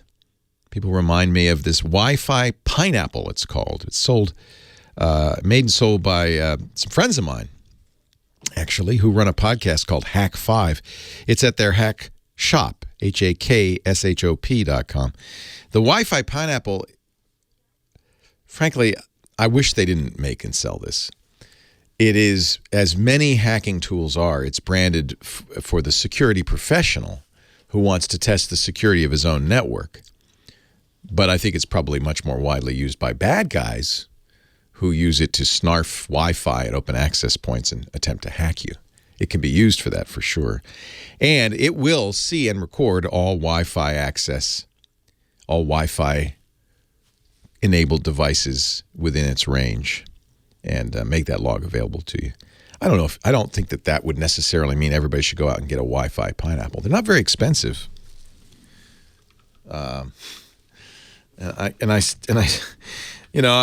Certainly they're legal to sell. I kind of wish that Darren and company didn't make this thing, but I guess if they didn't, somebody would. And it certainly has some use. They're $100, and very interesting devices. 8888, and it would do what you want to do, Darren. They sell the Wi-Fi Pineapple Nano Basic, the Nano Tactical, which has a very nice little tactical case, and the Tactical Elite. I don't know what it does, but you get a battery.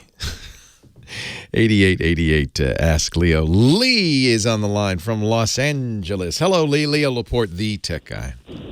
Hey, Lee, a fellow broadcaster here. How are you today? I am great. Nice to talk to you. You know what happens when broadcasters get together is we go down an octave. Hey, man, how you doing? Yeah, let me turn up the bass a little bit. Oh, you got me beat, Lee. I give up. I surrender. You're a better man than I. Well, and I'm in my car, so I will have all my equipment. Oh, shut up. Now you're just showing off. What can I do for you? Okay, I'm a broadcaster, so I'm a ham like you. Oh, nice. And I also do Uber and Lyft. Nice. In my spare time. That shows you what a great job broadcasting is. What a great gig, huh? We do it because we love it, right, Lee? Yep. Right, absolutely. For the money. What I'm looking for, Leo, is ideally I'd like to have the rear view mirror dual camera, one looking forward, one looking inside the car. Yeah, as an Uber driver, that would be hugely valuable, wouldn't it? Oh, yeah, absolutely. But I want to be able to record and stream on, social media at the same time. What are you starting a show? Taxi Cab Diaries or something? What are you? Absolutely. Hey, you two back there, you knock that off. And I've had some of those. I bet you have. Well, I don't have any direct experience with devices like this, but there are absolutely. I mean, these are very common among dashboard cams. Most dashboard cams, of course, are facing out because they want to capture an accident. But they absolutely make dashboard cams that go both ways, and it's mostly cabbies and Uber drivers who use them, right? Correct. But they don't have the streaming capability. The streaming thing is really interesting. Yeah, because they'd have to you'd have to have a Wi-Fi access point in there, or you do, okay, and they could stream over that. Come on, I'm a broadcaster. Yeah, I gotta have that. Blackview, BLACKVUE, does support Wi-Fi. I don't know if it streams though. Yeah, it looks like a front camera 9 megabits per second, back camera 3 megabits per second. It's pretty fast, but a good LTE connection could probably handle that. Lucas, LUKAS, also makes a Wi-Fi enabled front and rear camera. LUKAS. This one's pretty sophisticated too. I'm just looking at the specs. Maybe somebody in the chat room will know what the best one is, because as I said, I have no direct experience. The Transcend Drive Pro is a very commonly used taxi cam. Okay. So that does the car's interior and the road ahead. Right. And a lot of these, they because they're where the rear view mirror is, they're taking a picture out the back. They're still looking for accidents as opposed to what's going on in the back seat. So this one even has infrared LEDs for night vision, which you'd probably need. Oh, nice. That's the one LUKAS? No, this one's Transcend. The Transcend Drive Pro 520. But I will keep looking for one that for sure does streaming, Lee. Yeah, great. Hey, Lee, could you do me a favor when you say, can you do me a favor? You say, whenever I'm driving around in my car, I listen to the tech guy, Leo Laporte. You want me to do it right now? Yeah. Hey, whenever I'm driving around in Southern California, I listen to Leo Laporte, my man. Thank you, Lee. All right, partner. Have a good one. Take care. If he'd only gotten my name right, it would have been useful. Leo Laporte, the tech guy. Just teasing. 8888 Ask Leo. Eric on the line from Glendale, California. Hi, Eric. Hi, how you doing, Leo? I'm great. How are you? Good. I've had a laptop probably I bought it in 2009, and I've had it for school and stuff, and it's just wore out. Now the charger is not working. I'm in the market for a new laptop for school purposes and stuff. But every time I go online, and there's just gazillion. I know, it's overwhelming, isn't it? Yeah. The only thing is I've used Asus before, and I really want to get Asus again. I love Asus. I would not stay away from Asus by any means. You should look at their convertibles. They're 2-in-1s. I don't know how useful this would be, but it might be for a college student. They flip over so that it's like they're turned into a tablet. And, in fact, you can get them with a pen so that you can write on them, and Windows 10 supports that tablet mode very nicely. So, Asus. I had an Asus S7 for years that no, I was an Acer. I'm sorry, I take it back. But the Asus laptops are very, very good. In fact, I think they're probably the best of the lesser-known brands. Now, they make a great gaming machine. I don't know if it sounds like you don't want a gaming machine, but their ROG, Republic of Gaming laptops are very nice, very high-end. They also make Chromebooks, and I think for a student, sometimes you save money, it's safer and easier. A Chromebook would be a great choice, and Asus makes some of the best. Leo Laporte, the tech guy. Yeah, I always fall for that Asus. The S7 was an Acer. Acer. Well, this guy I think bit the dust. He's lost his hand, his toes, and a corner off. But he was from the cake. He was from my birthday cake, my 60th birthday cake. And I knocked him down. I'm such a terrible. It's probably the case that I have too many effigies of myself behind me anyway. I should probably. Are you a shrine? My great grandfather was, but no, I don't know why become a Fez guy, but I did. It just, I know why, because somebody who runs a company called Fezorama brought me the first one, and now I have hundreds. Hundreds? No. I have 2. We've sent them to the hosts. Oh, some Bondo for my cake effigy.